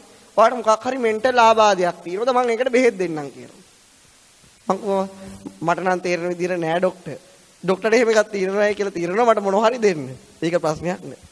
ඉතින් බලන්න දැන් ඒ කියන්නේ දැන් හිරකාරයෝ හරි ධර්මයේ ඉගෙනගෙන ඒක වැඩිපුර අහන්න එනවනම් කියන්නේ කාට පිස්සු කියලා තමයි හිරගෙදර මිනිස්සු හිතන්නේ. දැන් කවුරු හරි විශේෂයෙන් අනිත්‍ය ගැන කිය යනවනම් දුක ගැන කිය යනවනම් ලෝකේ කියන්නේ මොකද? ඌට පිස්සු. ඌට පිස්සුවක් ඇදලා තියෙනවා. ඒ ඇයි මෝහයේ විසින් පෙන්නනවා ඒකාන්ත සැපයට යන යම් ප්‍රතිපදාවක් නැත්තම් ඒක තමයි ඒකාන්ත දුක් විඳින ප්‍රතිපදාව වශයෙන්. ඒක තමයි පෙන්වන්නේ. ඊට මම පිළියන්දල පන්තිය කරනකොට ඒ ડોක්ටර් පන්තියට ඇවිල්ලා හිටියේ දැක්ක අවුරුදු 4කට විතර පස්සේ. එයාට මාව අඳුර ගන්න බැරි වෙන්න පුළුවන්. මම ඇවිල්ලා ඉතින් මම දැක්කේ ડોක්ටර් මේ පිළියන්දල පන්තියට අභිධර්ම ඉගෙන ගන්න ඇවිල්ලා තියෙනවා. මම ඉතින් මෝහය කියන දවසේ ওই සිද්ධිය කිව්වා. එයා මේ ඔළුව කහනවා. මම එතකන් කියන්න ගියේ නෑ ඒ හිරගෙදරදී හම්බ වෙන කෙනා මමයි කියලා. එයාට මතක තියුණෙත් නෑ. ඒ නිසා පින්නතට නොහොතයි වෙන්නේ. මොකද්ද ලෝක ස්වභාවය? ඉතින් ඒක වරදක් නෙක තමයි මෝහේ ස්වභාවය. ඊළඟට තියෙන දුක. ඊළඟට තියෙන දුක නිරුද්ධ වීම. දුකට හේතුව තියෙනවා. දුකට හේතුව මොකද්ද පින්නතුනි? තණ්හාව. දුකට හේතුව මොකද්ද? තණ්හා. එතකොට පැවිදි වෙන්නේ හරි ඒ සම්‍යාකාර ප්‍රතිපත්ති පුරන්නේ තණ්හාවෙන් නිදහස් වෙන්න. මොකද තණ්හාය ජායති සෝකෝ තණ්හාය ජායති බයං තණ්හාය විපමුක්තසෝ නත්ති සෝකෝ කුතෝ බය. තණ්හාවෙන් කවුරු හරි සදාහට නිදහස් වෙනවනේ එයාට බය සෝක උපදින්නේ නැහැ. දැන් අපිට බයයි සෝකයයි තමයි මේ ප්‍රශ්නේ තියෙන්නේ. මේක ඇති වෙන්නේ තණ්හාව නිසා කියලා කෙනෙක් දැනගත්තම තණ්හාව නැති කරන ප්‍රතිපදාවට යනවා. ඒතකොට තණ්හාවෙන් නිදහස් වෙන්න මහන්සි ගන්නවා.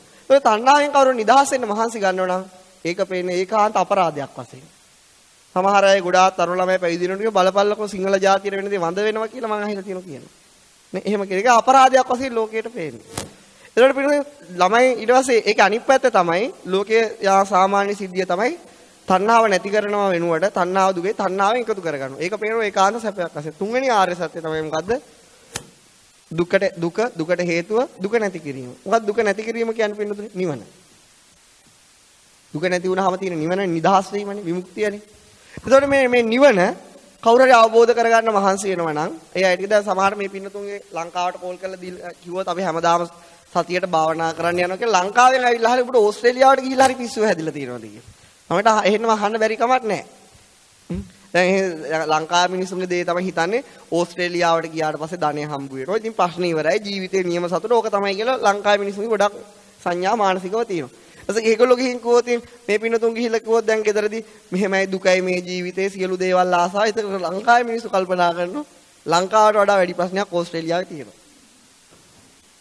කල්පනා කරන්න අනිවාර්යයෙන් එහෙම තමයි ගොඩක් දුරට හිතෙන්නේ. බලන්න ඕන නම් ගිහින් ගම්නියන් ගම් වලට කියලා මේ පින්නතුන් ගිහිල්ලා මේ චතුරාර්ය සත්‍ය කියන්න පටන් ගන්නවා. ඒතර අපේ රටේ අර අච්චර දුක් විඳින මිනිස්සු කල්පනා කරාවි අපිට වඩා ප්‍රශ්නයක් ඕස්ට්‍රේලියාවේ තියෙනවා. අනිවාර්යයෙන් ඒක වෙනවා. ඒක තමයි ලෝක ස්වභාවය. ඉතින් ඒ නිසා පින්නතුනි ඒ තමන්ම මේ තණ්හාවෙන් එරි මහා දුකකටපත් වෙනවා. එයාට පේනවා තණ්හාවෙන් නිදහස් වෙන කෙනා දුක් විඳින්නේ කියලා. දැන් හද්ද පිටිසර ගම්මාන වල එදා වේල කන්න බැරි අම්මලා ඉන්නවා. එදා වේල කන්න බැරි දරුවෝ ඉන්නවා. ඉස්කෝලේ ආ ගන්න බැරි ළමයි ඉන්නෝනේ. එහෙම ළමයි ඉන්නවා. ඒතකොට මේ මිනිස්සුන්ට කිව්වොත් ඒ මිනිස්සුන්ට හිතෙන්නේ අර පිණ්ඩපාත වඩින හාමුදුරුවෝ දුක් විඳිනවා කියලාද නැත්නම් එයා දුක් විඳිනවා කියලාද? එයා හිතන්නේ මේ අනේ පව්. ඉතින් ඒගොල්ලෝ ලොකු සැප විඳිනවා වගේ තේරෙන්නේ මේ තණ්හාවට දාස වෙමින් එහෙම හිතෙන්නේ. එහෙම තමයි හිතෙන්නේ. ඒක තමයි මෝහයේ ස්වභාවය තේරුම් ගන්න. ඒතර යම් මාර්ගයක් නැත්තම් දුක නැති කරන්නේ. මේ මාර්ගය කවුරු හරි අනුගමනය කරනකොට ආර්ය අෂ්ටාංගික මාර්ගය ඒකත් පෙන්වන්නේ ලොකු දුකක් වශයෙන්. යම් කිසි ආකාරයක ආර්ය මාර්ගයෙන් තොර අනාර්ය මාර්ගයක් පේනවනම් ආර්ය නොවන මාර්ගයක් පේනවනම් ඒක පෙන්වන්නේ ඒකාන්ත සැපයක් වශයෙන්. ඒක තමයි මෝහයටි. එහෙනම් මේ චතුරාර්ය සත්‍ය අවබෝධ කරන්න දෙන්නේ නැති ප්‍රධානම ධර්මය මොකද්ද? මෝහය. ඉතින් පින්නතුනි මේ මෝහයට තවත් සමාන නමක් තමයි අවිද්‍යාව. මෝහයටම කියන තවත් නමක් අවිද්‍යාව කියනවා. මොකද්ද කියන්නේ? අවිද්‍යාව. අවිද්‍යාව කියලා කියන එක තමයි මෝහයට සමාන නම. ඒතකොට බුදුරජාණන් වහන්සේ දේශනා කරන අවිද්‍යාපච්චය සංඛාර. එහෙමනේ පටන් ගන්නෙ. සත්‍යයේ සසර හැදෙන වැඩපිළිවෙල පටන් ගන්න මෙහෙමයි. අවිද්‍යාව කියන්නේ මොකද්ද? සත්‍ය හරියට පේන්නේ නැතිකම. එතකොට පින්නතුනේ විද්‍යාව කියලා කියන්නේ මොකද්ද? චතුරාර්ය සත්‍ය පිළිබඳව අවබෝධ ඥාන. ඒක තමයි විද්‍යාව කියලා කියන්නේ. එතකොට පින්නතුනේ රහතන් වහන්සේගේ පැවැත්ම විස්තර කරන්නේ කොහොමද? විද්‍යාපච්චය සංඛාර සංඛාරපච්චය විඥාන විඥානපච්චය නාම රූපං නාම රූපපච්චය සලආයතන සලආයතනපච්චය පස්සෝ පස්සපච්චය වේදනා වේදනාපච්චය තණ්හා කියලා එකක් නැහැ. තණ්හා කියන එක රහතන් වහන්සේට උපදින්නේ නැහැ. ඒතකොට නමුත් අපිට එහෙම අර දුක හැදෙන වැඩ පිළිවෙල යන්නේ ඇයි? අපි අවිද්‍යාව තුළ ඉන්න නිසා. ඒතකොට මේ අවිද්‍යාව කියන එක කියන්නේ මොකද්ද? සත්‍ය වශයෙන් පෙන්වන්නේ නැතිකම. ප්‍රධාන වශයෙන් චතුරාර්ය සත්‍ය අවබෝධය කර ගැනීම ඒකාන්ත දුකක් වශයෙන් පෙන්වනවා. චතුරාර්ය සත්‍යයට අවබෝධය නොවන දේවල් ඒකාන්ත සැප වශයෙන් මෝහයට පෙන්වන්න පුළුවන් විශාල හැකියාවක් තියෙනවා. ඒක හැම දවසක හැම මොහොතක පන්සලට ආවත් මෝහය විසින් ඒ දේ සිද්ධ කරනවා. ඒ තමයි මෝහයේ ස්වභාවය. මේ බුදුරජාණන් වහන්සේ දේශනා කරනවා මේ ඊර මහානුභාව සම්පන්නයි. මේ හඳ මහානුභාව සම්පන්න වස්තු විශාල ආලෝක මේව තුලින් උපදිනවා. ඒ නිසා මේ ඊරයි හඳයි මහානුභාව සම්පන්න දෙකක්. ඒ නිසා මේකෙන් අපේ පෘථිවිය විතරක් නෙවෙයි විශාල ලෝකතල ප්‍රමාණයක් මේකෙන් ආලෝකමත් වෙනවා. ඊරයි හඳෙන්. ඒතර ඊර හඳෙන් ආලෝකමත් වෙන මේ ලෝකතලට ආලෝකමත් කරන්න බැරි තැනක් තියෙනවා. ඊරටයි හඳට. ඒ මොකද්ද? ලෝකාන්තරික නිරයට මේකට ආලෝකය සපයන්න බෑ. ඒ ඊරයි හඳ ආලෝකයෙන් සැපෙන්නේ නැහැ. ඒක තුල සම්පූර්ණ ඝන අන්ධකාරයක් පවතිනවා කියලා බුදුරජාණන් වහන්සේ දේශනා කරනවා. ඒ කියන්නේ ඒකේ අන්ධකාරය කොහොමද කියනවනම් තනිකර අඳුර කුට්ටි කපන්න පුළුවන්. ඒ තරම්ම අඳුරුයි ආලෝකය කියලා ඡායාවක්වත් ඒකේ නෑ. ඒකේ තනිකර මේ ලෝකාන්තර නිරේ ඉන්න නිරසත්තු ඉන්නේ තනිකර පින්නොතේ අධික තියෙන ලෝහ තැටි රස්නුනේ. නමුත් ඒ රස්නෙත් එක ගින්දර පේන්නේ නැහැ. ගින්දර මතු වෙන්නේ ආලෝකය උපදින්නේ නැහැ. තනිකර රත් වෙච්ච තැටි වන්ද තමයි ඒගොල්ලෝ ඉන්නේ. අධික දුක් විඳිනවා. නමුත් ඒකේ ඉන්න තවත් කෙනෙක්ට හිතෙන්නේ නැත් මම විතරයි දුක් විඳින්නේ කියලා මම හිතන්නේ. තව කෙනෙක් පේන්නේ. ඒ තරම්ම අන්ධකාරය. ළඟ ඉන්න කෙනාවත් පේන්නේ. නමුත් මෙන්න මේ ලෝකාන්තරික නිරය උතරම් අඳුරු ස්ථානයක්. ඒ වගේ බුදුරජාණන් වහන්සේ දේශනා කරන බුදුරජාණන් බෝසතාණන් වහන්සේලගේ උපතත් එක්ක බුද්ධත්වයට එක්ක ඉරෙන් හඳෙන් ආලෝකමත් වෙන්නේ නැති නිරය පවා ආලෝකමත් වෙනවා කියලා කියනවා. ඒ කියන්නේ ලෝකාන්තරික අච්චර දරුණු අන්ධකාරයට යම් පිළියමක් සුළු වෙලාවක හරි බුදුවරුන්ගේ උපතත් එක්ක තියෙනවා. බුදු වීමත් එක්ක තියෙනවා. නමුත් බුදුරජාණන් වහන්සේ දේශනා කරනවා මහණෙනි ලෝකාන්තරික නිරේ තියෙන අන්ධකාරය නෙමෙයි දරුණු මඳුර මොන අඳුරද? අවිද්‍යා අඳුරයි දරුණු මඳුර. සත්වයාගේ උපදින හිතේ උපදින මෝහයට බුදුවරු පහළ වීමෙන් සමහර විට ප්‍රතිඵල ලැබෙන්නේ නැහැ. ඒතර පිළිඳි ඉරට හඳට ආලෝකමත් කරන්න බැරි අච්චර ඝන අඳුරා බුදුවරුන්ගේ උපතත් එක්ක ආලෝකමත් වුණාට අපේ මෝහ අන්ධකාරය ඒ තරම් ඉක්මනට ආලෝකමත් කරන්න පුළුවන් කම නැහැ. මේ පිළිඳුන තේරුණාද? එහෙනම් ලෝකයේ තියෙන දරුණුම අන්ධකාරය තියෙන්නේ කා තුලද? Taman තුල. ලෝකයේ තියෙන දරුණුම අන්ධකාරය තමයි මෝහය තියෙන්නේ. මෝහ අන්ධකාරය. ඒ නිසා මේ මෝහ අන්ධකාරය තියෙන නිසා තමයි අපි තාමත් මේ සත්‍ය අවබෝධ කරන්න මැලි වෙන්නේ. මොකද සත්‍ය අවබෝධ කිරීම අපිට කොච්චර මේ කිව්වත් මෙහෙම අවබෝධ කරන්න ඕනේ කියලා අපිට හිතෙන එක ලොකු දුකක් සපරින්නයක් කියනවා. එතකොට පින්නතුනි අන්න ඒක පෙන්වන්නේ මෝහය විසින්. මේ මෝහය ඇටි එහෙම තමයි. ඊළඟට මේ මෝහය බලන්න. මේ මෝහය කොච්චර දරුණුද කියනවනම් ලෝකේ තියෙනවා පින්නතුනි මෙන්න මේ වගේ ධර්මතා. මොන ධර්මතාවද? දැන් අපි ගත්තොත් බොඩි අපේ ශරීරය ගත්තොත් තනිකරම පින්නතුනි ජරා ගොඩක් නේ අවංකවම කතා කරොත් සත්‍ය වශයෙන්ම ප්‍රඥාවෙන් අරමුණු කරොත් මේ තරම් ජරා ගොඩක් තවත් නැහැ. ඔක ඇත්ත. ඕක ධර්මයේ ඉගෙන ගත්ත අයට විතර ඕනම කෙනෙක්ට තේරෙන දෙයක් මේ ලෝකෙ මේ සත්‍ය ශරීරය දිහා හරියට බැලුවොත් මේ තරම් මේ මාර ජරා ගොඩක් දාඩිය වැగిරෙනවා එතනින් ගියාපස්සේ මේක පේන අහලු පිරීලා ලේ පිරීලා හැරව පිරීලා මුත්‍රා පිරීලා මේක තනිකර සම්පූර්ණ ඒ වගේ දෙයක් නේ මේ අපි කන බොන දේවල් උනත් පිට වෙනකොට අපිට තේරෙනවා මේක ඇතුළ මොන වගේ ස්වභාවයක් ඇතිද ඕක ඇත්ත නමුත් අපිට පෙන්නනවා මෙයා මෝහේ උදව් කරන අනිත් ධර්ම වලට කරන්න ඕක තමයි ලෝකේ බියුටිෆුල්ම දේ කවියෙක් ලියලා තියෙනවද කවියෝ කවි කිව්වට කියලා මේ ශරීරය මෙහෙමයි කියලා කවි ලියලා තියෙනවා. එහෙම ලියන්නේ. ඒගොල්ලෝ ලියන්නේ කොහමද? ඈ නීල වරල පීරලා. එහෙම ලියන්නේ. ගම්මානේ නිහඬියාව ගමෙම රජ වෙලා කියලා ලියනවා. ඉතින් ඔය ආකාරයට තමයි. ඉතින් කාන්තාවක් ලියුවා පුරුෂයෙක් ගැන ඔහොම තමයි ලියන්නේ. ඉතින් ඒ නිසා නමුත් ඇයි එහෙම වෙන්නේ? නමුත් මේ ලෝකේ තියෙන අවලස්සනම අපවිත්‍රම දේ පිළිබඳව මෙහෙම ලියනවා. ඒක තමයි මෝහය හැටි. මෝහයට පුළුවන් ලෝකේ අවලස්සනම දේ ලස්සනම දේ කරලා පෙන්නන්න. කොච්චර අපේ තුල තියෙන පින්නතුනි විකෘතිතාවයක් මොහයට ඇති කරන්න පුළුවන්ද? ඒ කියන්නේ ලෝකේ ඒකාන්ත සත්‍ය මේ තියෙන අසුබ දේවල් මොහයට පුළුවන් සුබ කරලා පෙන්වන්න උදව් කරන්නේ. නැත්තම් කවුරුත් මේක ඒකාන්තයත් දැක්කොත් කවුරුත් කැමති වෙන්නේ නැහනේ. එන්නේ. නමුත් ඒක එහෙම වුණාට ඒක ඒකාන්තයත් වුණාට අපිට එහෙම හිතෙන්නේ නැහැ. අපිට හිතෙන්නෙම මොකක් හරි තියෙනවා ඔකේ ජොලියක් මොකක් හරි තියෙනවා බලපන් කියන. කවුද ඒ කියන්නේ? මොහේ. එහෙනම් අපිට මේ ලෝකේ අපි මේ පුද්ගලයන්ගේ දෝෂ වලට පහර ගැහුවට ඇත්තට මේක පුද්ගල දෝෂයක් නෙවෙයි මේක මොකද්ද? මෝහයේ තියෙන වරදක්. මෝහය පවතින පුද්ගලයාට අපි කියනවා මෙහෙම හිතපන් කියලා කවදාවත් වෙන්නේ නැහැ පින්නතුනි. මෝහය පවතින කෙනාට වෙන්නේම මොකද්ද? දුක් දේ සැපයි කියලා පේනවා. සැප දේ දුකයි කියලා පේනවා. සුබ දේ අසුබයි කියලා පේනවා. අසුබ දේ සුබයි කියලා පේනවා. ඒක තමයි මෝහයේ තියෙන භයානකම. ඉතින් එතකොට පින්නතුනි ওই කියන මෝහ අන්ධකාරය කොහෙද තියෙන්නේ? දැන් කොහෙද ඔක තියෙන්නේ? ඔය කාගේ හිතවලද ඔය තියෙන්නේ? මොන ඕකනේ ප්‍රශ්නේ. ඒකනේ දැන් එතකොට ওই අන්ධකාරය වෙන කාගේවත් ඔය අපේ හිතවලම තමයි තියෙන්නේ. එතකොට පින්නේ අන්ධකාරයට විරුද්ධව පහනක් දැල්වීම කියන්නේ ලේසි පහසු දෙයක් නෙමෙයි. ලේසි පහසු දෙයක් නෙමෙයි. මේ නිසා පින්නතුනේ බුදුරජාණන් වහන්සේලා මෙලෝ උපදින්නේ මේ අන්ධකාරයට පහනක් දැල්ලා බුදුරජාණන් වහන්සේ ඉස්සෙල්ලා පහන දැල්ව ගන්න තමන්ගේ අන්ධකාරය නැති කරගෙන ඊට පස්සේ මේ පහනෙන් තවත් පහන් තියන අයට දැල්වන්න උපකාරයක් කරලා යනවා. ඒක තමයි බුදුවරු ලෝකේ උපදින්නෙම ඇත්තටම අනිත් අයට මේ මෝහන්ධකාරයට පිළියමක් හොයා දීලා යන්නේ. ඒතකොට පින්නතුනේ අපි අපේ මේ මෝහයට ප්‍රතිවිරුද්ධ ධර්මයේ තමයි ප්‍රඥාව කියන ධර්මයේ හිතත් එක්ක උපදිනවා. ඒක දැන් අන්තිමටම විස්තර කරන්නේ ප්‍රඥාව. දැන් අද විස්තර මෙයාට එකම ඇටැක් එකකට ඉන්න ධර්මතාවයක් හිතේ උපදිනවා ප්‍රඥාව. ප්‍රඥාව උපදිනකොට හිතට කර කියා ගන්න දෙයක් නැහැ. හිතට පේන්න වෙන්නම හිතට ඇස් වෙනවා ප්‍රඥාවට. හිතට පේන්නම අරමුණේ අනිත්‍ය. හිතට පේන්නම අරමුණේ දුක්ඛ ස්වභාවය. හිතට පේන්නේ අරමුණේ අනාත්ම ස්වභාවය. ඒක ප්‍රඥාව උපදින්නෙම මොකක් කරගෙනද? පහනක් දැල්වගෙන. ඒ කියන්නේ ප්‍රඥාව ආලෝකයක් කියලා කියන්නේ. ඒතකොට ඒ ආලෝකෙට හිතට වරද තේරුම් ගන්න වෙනවා. හිත මොකද්ද කරන්නේ? ප්‍රඥා මෝහය නැතුව මෙතෙන්ට ප්‍රඥාව උපදිනවා ගමන් මොකද දුක් දේ දුකයි කියලාම පේන්න ගන්නවා. සැප දේ සැපයි කියලා පේන්න ගන්නවා. අසුබ දේ අසුබයි කියලා පේන්න ගන්නවා. සුබ දේ සුබයි කියලා පේන්න ගන්නවා. ඒතකොට මේ ප්‍රඥාව කියන ධර්මතාව විශාල විස්තරයක් ප්‍රඥාව ගැන කරන්න ඕන මෝහයට වඩා ඒක අන්තිම හරියට තියලා අද මේ මෝහය ගැන කරමු. එතකොට එහෙම දෙයක් කරන්න පුළුවන්. එහෙම ධර්මතාවයක් හිතේ උපද්දවන්න පුළුවන්. එහෙම එකක් උපදින්න හැකියාවක් මිනිස්සු තුල තියෙනවා. එතකොට පින්නතුනේ මේ මෝහය කියන ධර්මතාවයේදී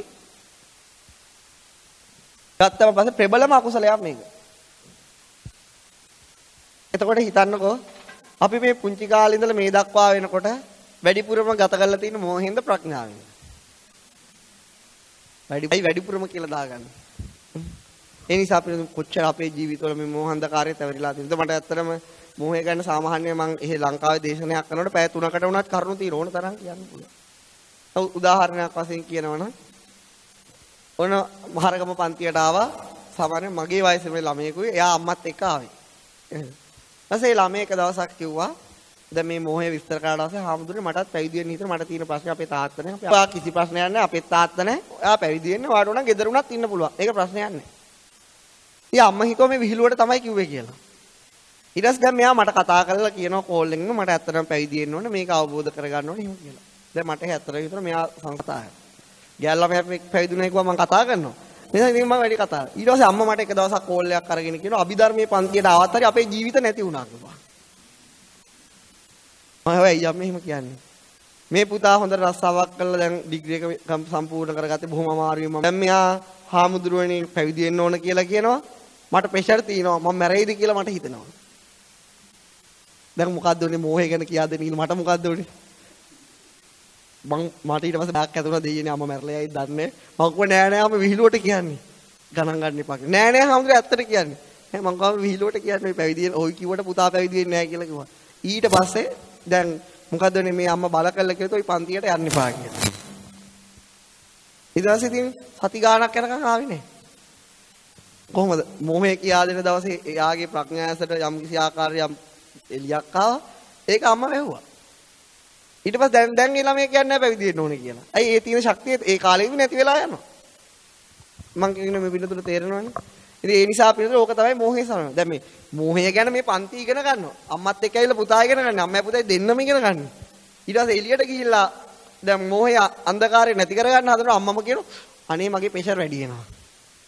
එහෙම කියලා කියනවා. ඉතින් මට පව් කියලා හිතන හදිසියෙන් මැරුණොත් ඒ පාර මාර ප්‍රශ්නයක්නේ. ඉතින් ඒ නිසා පිළිතුර මේ වගේ සිදුවීම් සිද්ධ වෙනවා. දැන් අපේ ලංකාවේ මම පැවිදි වුණාට පස්සේ මම ඉතින් යාළුවන්ට කියන මෙහෙම දෙයක් තියෙනවා මම රහත් වෙලා නැහැ මේ නමුත් මෙහෙම දෙයක් තියෙනවා මේක අවබෝධ කරගන්න මහන්සි වෙන්න ඕන ජීවිතේ නිස්සාර දෙයක් මේක අර්ථයක් නැහැ කියලා මම කියනවා. ඉතින් කිව්වට පස්සේ සමහර යාළුවන්ට දැනෙන්නම සමහර පැය 2 3 4 ඒගොල්ලෝ වාද කරාම සමහර වෙලාවට මං ඉන්න ආරණ්‍යයට හවස ආවොත් රෑ උදේ 4 5 වෙනකම් මම කියලා දෙනවා මෙන්න මෙහෙම සිද්ධියක් මේක මෙහෙමයි යන්නේ කොහොම හරි මේකෙන් නිදහස් වෙන්න ඕන මේක යම්කිසි ලොකු ගැටලුවකට අපි මේ මුහුණ දීලා ඉන්නවා. ඊට උදේ වෙනකොට එයාට තේරෙනවා ඔව් අපි ගැටලුවකට මුහුණ දීලා ඉන්නවා. මාත් එක්කම විශ්වවිද්‍යාලයට තේරිච්ච යාළුවෝ 6 දෙනෙක් විතර පැවිදි වුණා. ඒ කියන්නේ ඒගොල්ලෝ 6 දෙනෙක් විතර පැවිදි වෙන්නම හිතනවා ගත්තා. ඊට පස්සේ දැන් පැවිදි වෙන්න ඉන්න කාලේ දැන් අම්මලාට තේරුණා මම තමයි මේ පැවිදි වෙන්න කියන්නේ මෙහෙමයි පැවිදි වෙන්නේ. ඊට පස්සේ අම්මලා කියලා තියෙනවා තවත් අම්ම කෙනෙක්ට ඕක ගිහි කාලෙත් අපේ දරුවෝ කෑවා. පැවිදි වෙලත් දැන් කනවා. දැන් කොහමද ඒ 6 දෙනෙක් විතර පැවිදි වුණා. පැවිදි වුණාට පස්සේ ඒක තමයි කියන්නේ දැන් මොකද්ද? ඒ කියන්නේ දැන් අර ළමයා ඉගෙනගෙන ඉගෙන ඉස්සරහට ජීවිතේ ගියක විනාශ කරා කියලා කියන්නේ අර අම්මට තේරෙන්නේ නැහැ මේ පුතා යන්නේ සැපය කරා කියලා. ඉතින් මේ පැත්තේ ඒ ගෙවල් පැත්තේවත් මට යන්න අවසරයක් නැහැ. එහෙම දෙයක් තියෙනවා. ඒක තමයි ලෝක ස්වභාවය. නේ? දැන් බුදුරජාණන් වහන්සේ ඒ ජීවමාන කාලේ ওই ප්‍රශ්නේ දැඩිව ඇති වුණා. දැන් බැරි වෙලා මේ පැත්තට ඇවිල්ලා දැන් අම්මා කෙනෙක් උන දාන්නට එක්කයි යනවා. අපේ වයසේ පුතෙක් ඉඳලා මම කියන පැවිදියන් කියලා. පුතා එකපාරට අම්මට කියන අම්මේ මට පැවිදි වෙන්න ඕන කියලා. ඊට පස්සේ මොකෝ වෙන්නේ? අභිධර්ම පන්තියත් ඉවරයි. අයි බ්‍රිස්බේන් ඇවිල්ලා ඒ දේ සිද්ධ වෙයි. අදුරට එහෙම වෙයි. ඒ නිසා පිටතනේ මොකද ওই වගේ සබයි. තව ඊට පස්සේ මම ගාල්ලේ පන්ති උගන්වනවා. අපේ ඉස්කෝලේ ගුරුවරු වෙනවා. ඊට පස්සේ මගේ යාළුවෝ එහෙම ඉගෙන ගන්න එනවා. ඊට පස්සේ අපේ මට උගන්වපු ඒ DVDs ගහලා බෙදලා තියෙනවා පන්තියේ. ඒතකොට ඒ ඉස්කෝලේ ඉන්නවා මේ ඒ ඉස්කෝලේ විශ්වාස කරනවා අයිලන්ඩ් ෆස්ට් එක ගන්න ළමයෙක් යා ඊළඟ අවුරුද්දේ අයිලන්ඩ් ෆස්ට් එක ගනී කියලා ලොකු විශ්වාසයක් තියෙනවා. යාර ඒ තරම් දක්ෂයි. ඉතින් ඊට පස්සේ මොකද වෙන්නේ? දැන් මේ ළමයට අර DVD හම්බුනහම මේ ළමයා පන්තියට එන්න ගත්තා. ඊට පස්සේ අම්මා ගෙදර DVD දෙකට කඩලා දානවලු. ඒ කියන්නේ මොකද කියන්නේ? අම්මා කියන උඹගේ අධ්‍යාපනය විනාශ වෙන තමයි ඕක. මොකද බලන්නේ මෝහයේ තරම. දැන් අර ළමයට ඉගෙන ගන්න යම් පිනක් තියෙනවා වගේ මේ ධර්මයට යම් රසයක් දැනගන්න ප්‍රඥාව නම් තියහකුත් තිබිලා තියෙනවා. දැන් ඒක අවදි කරගන්න උත්සාහ කරනව කවුද මුලින්ම වලකපන්නේ? අම්මා. ඕකනේ ප්‍රශ්නේ. මාර ප්‍රශ්නයක් ලංකාවේ මම දන්නේ මේ රටේ. ඒකට පින්නතුනේ ඒක නිසා ඒ වගේ සාමාන්‍ය තරුණ කාලේ අම්මත් දැන් පන්සල් යනවා. අම්මා ඔක්කොම කරන පන්සලේ කියලා. හැබැයි ළමයෙකුට බර වෙලා අම්මට වඩා ඒක කරගෙන යන්න හැදුවොත් ඔන්න අම්මා බය වෙනවා. හාමුදුරුවන්ට තියෙන පිස්සෝ මගේ පුතාටත් ගහලා. එහෙම දේවල් ගොඩාක් වෙන්න පුළුවන් පින්නතුනේ. නිසා මේ ලංකාවේ තරුණ අය කවුරු හරි හාමුදුරුවනම පැවිදි කරනවා. ඒ හාමුදුරුවෝ ඇති වෙන්න සමාජය විසින් ගහන මෙන්න මේ પરම්පරාවට ළමයින්ට කිසිම ආතප්පාතක් නැහැ. ඊට පස්සේ ඕකුන් සිවුරු ඇරලා ආවි. ඉතින් අර දැන් කවර අවුරුද්දක් පැවිදිලා ඉඳලා අවුරුද්දක් මේ චතුරාර්ය සත්‍ය තේරුම් ගන්න මහන්සි ගන්නවා. ඒක කොහොම හිතන්නකෝ.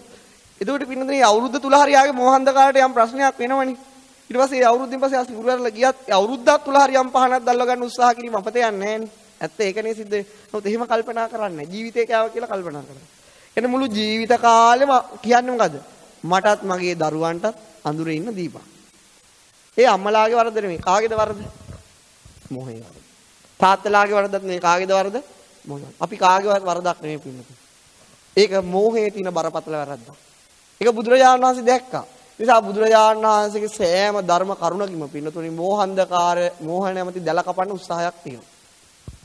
ඒතර අපේ දැල කැපෙනවා වගේ යම් කිසි ආකාරයකට දැනෙන ගන්නකොට අපිට දැඩි බයක් ඇති වෙනවා.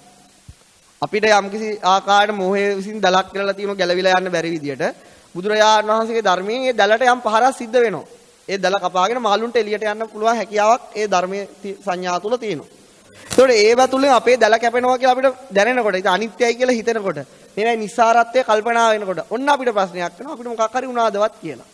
අයිත් මොකද කරන්නේ? ධර්මයේ පැත්තකට තියලා අපිම දැල නූල් පටවල් 20ක් විතර ගහ ගන්නවා. එහෙම වෙනවා. සමහර මගේ යාළුවෝ ඉන්නවා ඒගොල්ලෝ දැන් ආරණ්‍යට ඒක එන්නේ නැහැ මං ඉන්න තැන් වලට ආවට පස්සේ ටික වෙලාවක් මම මේක කියනවා මෙහෙම දෙයක් තියෙනවා මේ බුදුරජාණන් වහන්සේ මෙහෙම කිව්වා කියලා කියනවා. ඊට පස්සේ යාළුවෝ කියනවා ගෙදර ගියාට පස්සේ මුකුත් කරන්න හිතෙන්නේ නැල්ලු. හිතෙන්නව පැවිදි වෙන්න හරි මේක නිදාගන්න. ඒ නිසා අපි අයිත් ওই ආරණ්‍ය වලට එන්නේ. එහෙම මට SMS එකවල තියෙනවා. දැන් මට හිතෙන්නේ නැහැ මේ ජීවත් දේවල් කරගෙන යන්න. මොකද මට දැන් ඉගෙන ගන්න එකට වඩා හිතෙන්නේ මේක මොකක් හරි අපි ගැටලුවක් තියෙනවයි කියලා. ඒ නිසා මම අපි අයිත් ওই ආරණ්‍යට එන්නේ. කියලා ඒනෝ මොකක් හරි අවශ්‍යතාවයක් තියෙනවා මට කෝල් එකකින් හරි SMS එකකින් දැනගන්න කියලා යාළුවෝ කියලා තියෙන හේතුව. දැන් අර ඒක යා ඇහුවට පස්සේ යා හිතන්න පටන් ගන්නනේ හිතෙන් මානසිකාර්ය කරන්න පටන් ගන්නනේ. මානසිකාර්ය තුල ටික දුරක් එකගෙන යනවා. අර ප්‍රඥාවත් එක්ක. එකගෙන යනකොට යාට ඒවයි නිස්සාරත්වයේ වැඩ කරන්නේ නැති බව තේරෙනවා. එතකොට යා තියෙනවා මේ සිහිනෙන් මාව නැගිට්ටවත් නෙපා. ඕක මට අවුලක්. ආරණ්‍ය පන්සල් කියන්නේ සිහිනෙන් නැගිට්ටවන තැන මම ඕකට එන්නේ නැහැ. ඒක තමයි ගන්න ඩිසිෂන් එක. ඒක හරි පුදුම දෙයක්. ඒ නිසා අපිට මේ ධර්මයේ ඇහෙනකම් බුදුරජාණන් වහන්සේ සත්‍ය ධර්මයේ ඇහෙනකම් අපේ මෝහන්දකාරයට පුංචි පහරවල් වදිනවා. භාවනා කරනකොට මේ මෝහන්දකාරයට යම් පහරක් වදිනවා. ප්‍රඥාව දල්වනකොට තව පහරක් ඊට විශාල පහරක් වදිනවා. ඒ වදිනකොට Tamanටම බයක් හිතේවි. Tamanගේ තියෙන දේවල් Tamanට නැති වී යනවාද කියලා. ඒක තමයි මොහේ ස්වභාවය. ඒක තමයි හොඳට තේරුම් ගන්න. ඒ නිසා අපිට හොඳට ප්‍රඥාවෙන් කල්පනා කරලා තේරුම් ගන්න මේ අපි යන හැම දෙයක්ම ඒකාන්ත දුකක් තුල පවතිනවා කියලා. ඒක හොඳට තේරුම් හිතලා බලන්නම. තමන්ම හිතලා බලන්න මේ ගෙවන ජීවිතේදී ඇත්තටම මේ මොනවද මේ එකතු කරලා තියෙන්නේ කියලා කල්පනා කරලා බලන්න. මොනවද එකතු කරලා තියෙනවා? ගේ කියලා දෙයක් තියෙනවා. ඕක සතර මහා ධාතු ගොඩක්. ඕකේ මොනවද අපිට ගන්න තියෙන්නේ? සල්ලි තියෙනවා, කොළ කෑලි තියෙනවා. සල්ලි වලට පුදුම ආසාවක් මිනිස්සු තුල තියෙනවා. බැරි වෙලාවත් ඔය සල්ලි වෙනුවට පින්නතුනි කුකුල් පෙටි තිබුණා නම් අද පර්ස් වල තියෙන්නේ මොනවද? එහෙනම් අපේ මිනිස්සු මාර ඉදියට කුකුල් පෙටි වලට තරංගයක් ලෝකේ පවතිනවා. ඒ නිසා ඒ කියන්නේ සල්ලි කියන්නේ ඇත්තටම කොළ කෑල්ලක් නේ. ඇත්තටම නමුත් මොහේ විසින් අපිට කොච්චර වටිනාකමක් ඒකට ඉදිරිපත් කරලා දෙනවද? බැරි වෙලාවත් ලෝකේ සල්ලි වෙනුවට කුකුල් බෙටි හරි වෙන මොනවා බෙටි හරි තියුණා නම් අද අපේ පර්සල් ඒවා තියෙන්නේ. ඒක කිසි ප්‍රශ්නයක් ඒක කිසි වෙනසක් වෙන්නේ නේ. බැරි වෙලාවත් ওই සල්ලි කොස්කොල වුණා නම් අද කිසිම ගහක් කොස්කොල ඉතුරු වෙන්නේ නැහැ. ඒක තියෙනවා. ඒ කොස්කොලේ කී අර සල්ලි කොලේ අතර ලොකු වෙනසක් නැහැ නේ පින්නදනේ. නමුත් ওই වෙනස පෙන්නලා දෙන්නේ කවුද? මොහේ විසින්. කොලේ මේක වටිනවද වටින්නේ නැහැ. ඒ නිසා අපිව පින්නතුනේ අනාථ කළා නැති බංගස්ථාන කළා අර මං කිව්වේ අපිට මෛත්‍රී බුදුරජාණන් වහන්සේ නැවත හම්බුණත් අපි අයි ගිහින් පැවිදි වෙන්නේ නැහැ මේක අහගන්න. අපි කරන්නේ අපේ ජොබ් එක කරනවා බණ අහන්න යන සංසාරික පුරුද්දක් තියෙනවා මේ ධර්මය අහන්න ඇවිල්ලා පුරුද්දක් තියෙනවා. අයි බණ ටික අහනවා අයි ගිහිල්ලා ඒ අන්ධකාරයට වැටෙන එහෙම. ඒ නිසා මේ පින්නතුන් යමක් හිතලා බලන්න. කල්පනා කරලා බලන්න. ඇත්තට මේ යන ගමන මොකද්ද? ඇත්තට මේ යන ගමන තුල මට සැපයක්ද ලැබෙන්නේ? තණ්හාවට බුදුරජාණන් වහන්සේ කිව්ව නිසා තණ්හාව නිසා මගේ හිතේ හැමතිස්සෙම දුක ශෝකයද උපදින්නේ.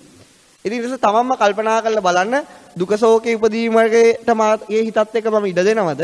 එහෙම නැත්නම් වෙනස් වූ සැපේ තියෙන මාර්ගයක් මම හොයනවද? ඊට කල්පනා කරලා බලන්න ඇත්තටම තණ්හාවෙන් නැතුව හිටියම දුක ශෝක නැති වෙනවද? ඊළඟට දැන් ප්‍රශ්නයකට මුණ පානෝනේ. ඇත්තටම තමන් යන මගක් තියෙනවා. ඊට පස්සේ බුදුරජාණන් වහන්සේ දේශනා කරන මගක් තියෙනවා. බුදුරජාණන් වහන්සේ කියනවා ඔබලා සැපයි කියලා ওই පැත්තේ හිතුවොත් ඕකේ සැප නැහැ. මේ පැත්තේ තමයි සැප තියෙන්නේ කියලා. ඊට පස්සේ තමන්ට කල්පනා කරලා බලන්න තණ්හාව නැතුණාම කොහොමද සැප ලැබෙන්නේ? කල්පනා කරලා බලන්න. බලන්න මේ ලෝකේ අපිට යම් දුකක්, වේදනාවක්, කඳුලක්, පීඩාවක් මනසට දැනුණා ඒ සියල්ලම තණ්හාව නිසා නෙවෙයිද කියලා? කල්පනා කරලා හොඳට බලන්න. තණ්හාව නිසා නෙවෙයිද කියලා? දැන් ඒ සියල්ල තණ්හාව නිසා. අපිට ඒ ආකාරයේ කිසිම දේවල් එක්ක පුද්ගලයෙක්ගේ තණ්හාව ආසාව තියුනේ නැත්තම් අපිට ඒ කඳුල දුක උරුම වෙනවත් නැහැ. එහෙනම් අපිට ඒකෙම පේනවා පින්නතුනේ මේ ආසාව තමයි අපිට පුදුමාකාර පීඩනයකට පත් කරලා තියෙන ධර්මය. එතකොට බුදුරජාණන් වහන්සේ කියන්නේ ඔය ආසාව නැති කරගන්න. ඔය ආසාව හිතින් ගලවලා විසි කරන්න. ඒකට තමයි මේ ආර්ය මාර්ගයේ තියෙන්නේ. ඒක ආසාව කිව්ව පළියට වචනෙන් කිව්ව පළියට ආසාව නැති වෙන්නේ නැහැ. මෙන්න මේ මාර්ගයෙන් තමයි ආසාව නැති වෙන්නේ. මේ විදිහට හිතන්න, මේ විදිහට කල්පනා කරන්න, මේ විදිහට ක්‍රියා කරන්න. එතකොට ඔබ සදාතනික සැපයටපත් වෙනවා. ඒ නිසා පින්නතුනේ එහෙම දෙක පැත්තක තියලා දෙපැත්තටම නැතුව තමයි මැද ඉඳගෙන දෙපැත්තටම නැතුව කල්පනා කරලා බලන්න මේ යන මඟ හරියද මේ තුල ගියාම අපිට අනාගතයේ සැප ලැබෙයිද? එතකොට මට අවසානයේ මරණාසන්න කාලේ වෙන මොන සැප ටිකක් මෙහෙම ගියාම ඉතුරු වෙයිද? මගේ ගාව බුදුරජාණන් වහන්සේ කියන විදියට ගියොත් මොන සැප ඉතුරු වෙයිද? එහෙම පොඩ්ඩක් කල්පනා කරලා බලන්න. කල්පනා කරලා බලලා තමන්ගේ තමන්ට ප්‍රඥාවට තේරෙනවා නම් මේ මගේ යනවට වඩා මේ මගේ යාම තුල සැපයක් තියෙනවා කියලා. මොකද්ද? ජීවත් වෙන්න උවමනා නිසා යුතුයකම් කියලා දේවල් තියෙන නිසා ඒක යමක් කරන්න. නමුත් ඊට වඩා වැඩි කාලයක් මේකට ලබා දෙන්න. මුළු ජීවිතේම ලබා දුන්නත් පාඩු වෙන්නේ නැහැ. මොකද මුළු ජීවිතේම වැය කරන්නේ සැපේ වෙනුවෙන් නිසා. ඒක කල්පනා කරලා බලන්න. ඉතින් මෝහය ගැන ඊට වඩා දේවල් DVD එකේ ඇති. ඊට පස්සේ ඒ තෑගුලදී දේශනාවල මාතෘකාවල උපමාවල උපමේවල ගොඩාක් වෙනස්කම් තියෙනවා. මෙන්න YouTube එක හරහා මහරගම මෝහය ගැන උගන්වපු එක ඕනනම් බලන්න පුළුවන්. ඒක වෙනම ආකාරයකට උගන්වලා ඇත්තේ. ඊට පස්සේ දැන් මේ පින්නතුන්ගේ DVD තවත් ආකාරයකට නාවල තවත් ආකාරයකට මෝහය උගන්වලා ඇත්තේ. මොකද මෝහයට උපමා ඕන තරම් ගන්න පුළුවන් එක අවුලක් නැහැ. මුළු ලෝකෙම ඉන්නේ මොකද්ද? මෝහ උපමාවල තමයි. දැන් මගේ ලයිෆ් එකේ ස්ටෝරියක් වුවත් ඒක මෝහය තමයි. ඒක වෙන ඊට එහා දෙයක් නෙමෙයි. ඒ නිසා පින්නතුනේ මොකක්ද වෙන්නේ? මෝහය කියන දේ විස්තර කරන 아무තු කතා ඕනේ නැහැ. අපේ හිතම ඒක හොඳම කතාව තමයි හිත තුල මේක හැම මොහොතකම ජීවත් තියෙන මේ ස්වභාවය දිහා දැලුවම කොච්චර මෝහයක ඉන්නවද කියලා අපිටම වටහා ගන්න පුළුවන්. නිසා මෝහය ගැන එහෙම ඉවරයි. ඊළඟට දෙයක් තියෙනවා පින්නතුනේ තවත් අකුසල ධර්මයක් තියෙනවා. මෙන්න මෙහෙම දෙයක්. අපි නිවුස් පේපර් එකක් බැලුවොත් මම ඕස්ට්‍රේලියාවේ එහෙම බලලා නැහැ. අපි බැලුවොතින් ලංකාවේ නිවුස් පේපර් එකක් තියෙන්නේ. මෙහෙම මොනවද ඒවයි තියෙන්නේ? තමන් වදපු පුතා විසින් මව ඝාතනය කොට ඇත. සිංහල අවුරුදු කාලෙට ගර්ල් ෆ්‍රෙන්ඩ්ට තෑග්ගක් දීමසේ හෙඩ්ලයින් තියෙනවා. ඒක කියවන්න පුළුවන්. ඒක. තවත් එකක් තියෙනවා. CCTV කැමරා තිබෙද්දී හඩේ කඩාගෙන ගොස් ඇත. ඡායාරූප නැත. ඒ වගේ දේවල් තියෙනවා. තවත් ඒ අපිට බැලුවොතින් ප්‍රවෘත්ති වල අහන්න පුළුවන්.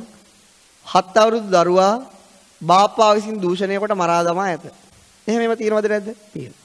එහෙමම තියෙනවා. ඒ වගේ පත්‍රයක් කියලා කියන්නේ ওই වගේ 90%ක්ම ওই වගේ දේවල් තියෙන්නේ. ඒ වගේ දේවල් තමයි සම්පූර්ණම තියෙන්නේ. අපි යම් ගැටලුවක් ඇති වෙනවා. කොහොමද පින්නද දැන් අර පුංචි ළමයෙක් ගත්තට පස්සේ ඒ ළමයට මේ රාගය කියන එක දියුණු වෙච්ච සංඥාවක් නැහැ නේ. යාට ඒක තේරෙන්නේ නැහැ රාගය කියන්නේ මොකද්ද කියන එක. එතකොට ඒ වගේ ළමයෙක්ට බාප්පට කොහොමද රාගය ඇති වුනේ ළමයෙක්ගේ? ඊට පස්සේ ඇති වුණා විතරක් නෙවෙයි එයාව දූෂණය කළා මරලත් දානවා. නේ එහෙම දේවල් මේකේ ලෝකේ වෙනවා. අපි ආව මේ සිද්ධිය ගත්තට පස්සේ දැන් අර මොහේ විසින් බාප්පගේ මොහේ විසින් ළමයා පෙන්වන්නේ කවුරු වශයෙන් නියම කාම භාණ්ඩයක් වශයෙන්. දැන් මේක අර ඒ පුංචි ළමයෙක් වුණත් තනිකර ජරා ගොඩක් තමයි. තනිකර ඒකත් පේන්නේ නැහැ. ඒ කිසිවක් පේන්නේ නැහැ. මෙයාට නියම කාම භාණ්ඩයක් වශයෙන් පේනවා. ඊට පස්සේ එයා ඒ මොහෙන් වැහිලා සත්‍ය තේරුම් ගන්න බැරුව සාමාන්‍ය සත්‍යවත් තේරුම් ගන්න බැරුව ඒ ළමයා දූෂණය කරනවා. එතකොට පින්නතුනේ ඔහොමයි. එතකොට කොහොමද මොහේ විසින් ළමයා දූෂණය කරන්නේ? මෙහෙම හර ප්‍රශ්නයක්. මෙහෙම එක. දැන් ඒක එහෙම හතරලා දාමු. අපි ගමු කේලමක් කියන්නේ. දැන් මේ පිළිඳුන් කවදාවත්ම කේලම් කියලා කේලම් කියලා තියෙනවා කියලා කිව්වා. දැන් අපි කොහොමද කේලමක් කියන්නේ යාළුවෙට? කොහොමද කියන්නේ? මම මේ කේලමක් එහෙම කියනව නෙවෙයි. එහෙම තමයි පටන් ගන්න. පළවෙනිට කේලමක් කියනව නෙවෙයි. මම මේ මගේ දරුවන්ට වගේම ඔයාගේ දරුවන්ටත් ආදරෙයි. එහෙම කියන්නේ. අයිත් මට හිතෙන්නේ යන්නේ කියන මම පවක් කරගන්නවද කියලා මට හිතෙනවා. කියපම් බං කියපම් පවක් නෙවෙයි. දැන් ඔහොම කිව්වට පස්සේ ඔක අහ ගන්න ඕනද? අත්තරින්න ඕනද? අහ ගන්න කියපම්. ඊට පස්සේ කියනවා. පාගේ දුව මම දැක්ක මේ පාක් එකේ මෙහෙම යනවා. ඇත්තට මෙහෙම කියලා. දැන් හරිනේ. හරියටම හරි. ඔය එක. තවක් කියලාම තමයි. දැන් ඊට පස්සේ උන් අල්ලපු ගෙදරට කවුරු හරි මහත්තයෙක් කියනවා. ඊට දැන් මහත්තයා වැඩ ඇරලා හවස එනකොට ටික වෙලාවක් දවසක හම්බ වෙනව කොහෙදී හරි කියනවා. මම මේ වාට කේලමක් කියනව නිසා නෙවෙයි. ඕගොල්ලෝ අපේ අසල්වාසී ඉන්නේ. ඕගොල්ලෝ ආරක්ෂා වෙන්නේ කොහොඳයි. පොඩ්ඩක් වයිබ් ගැන හොයලා බලන්න හොඳේ. හරියටම හරි නේද?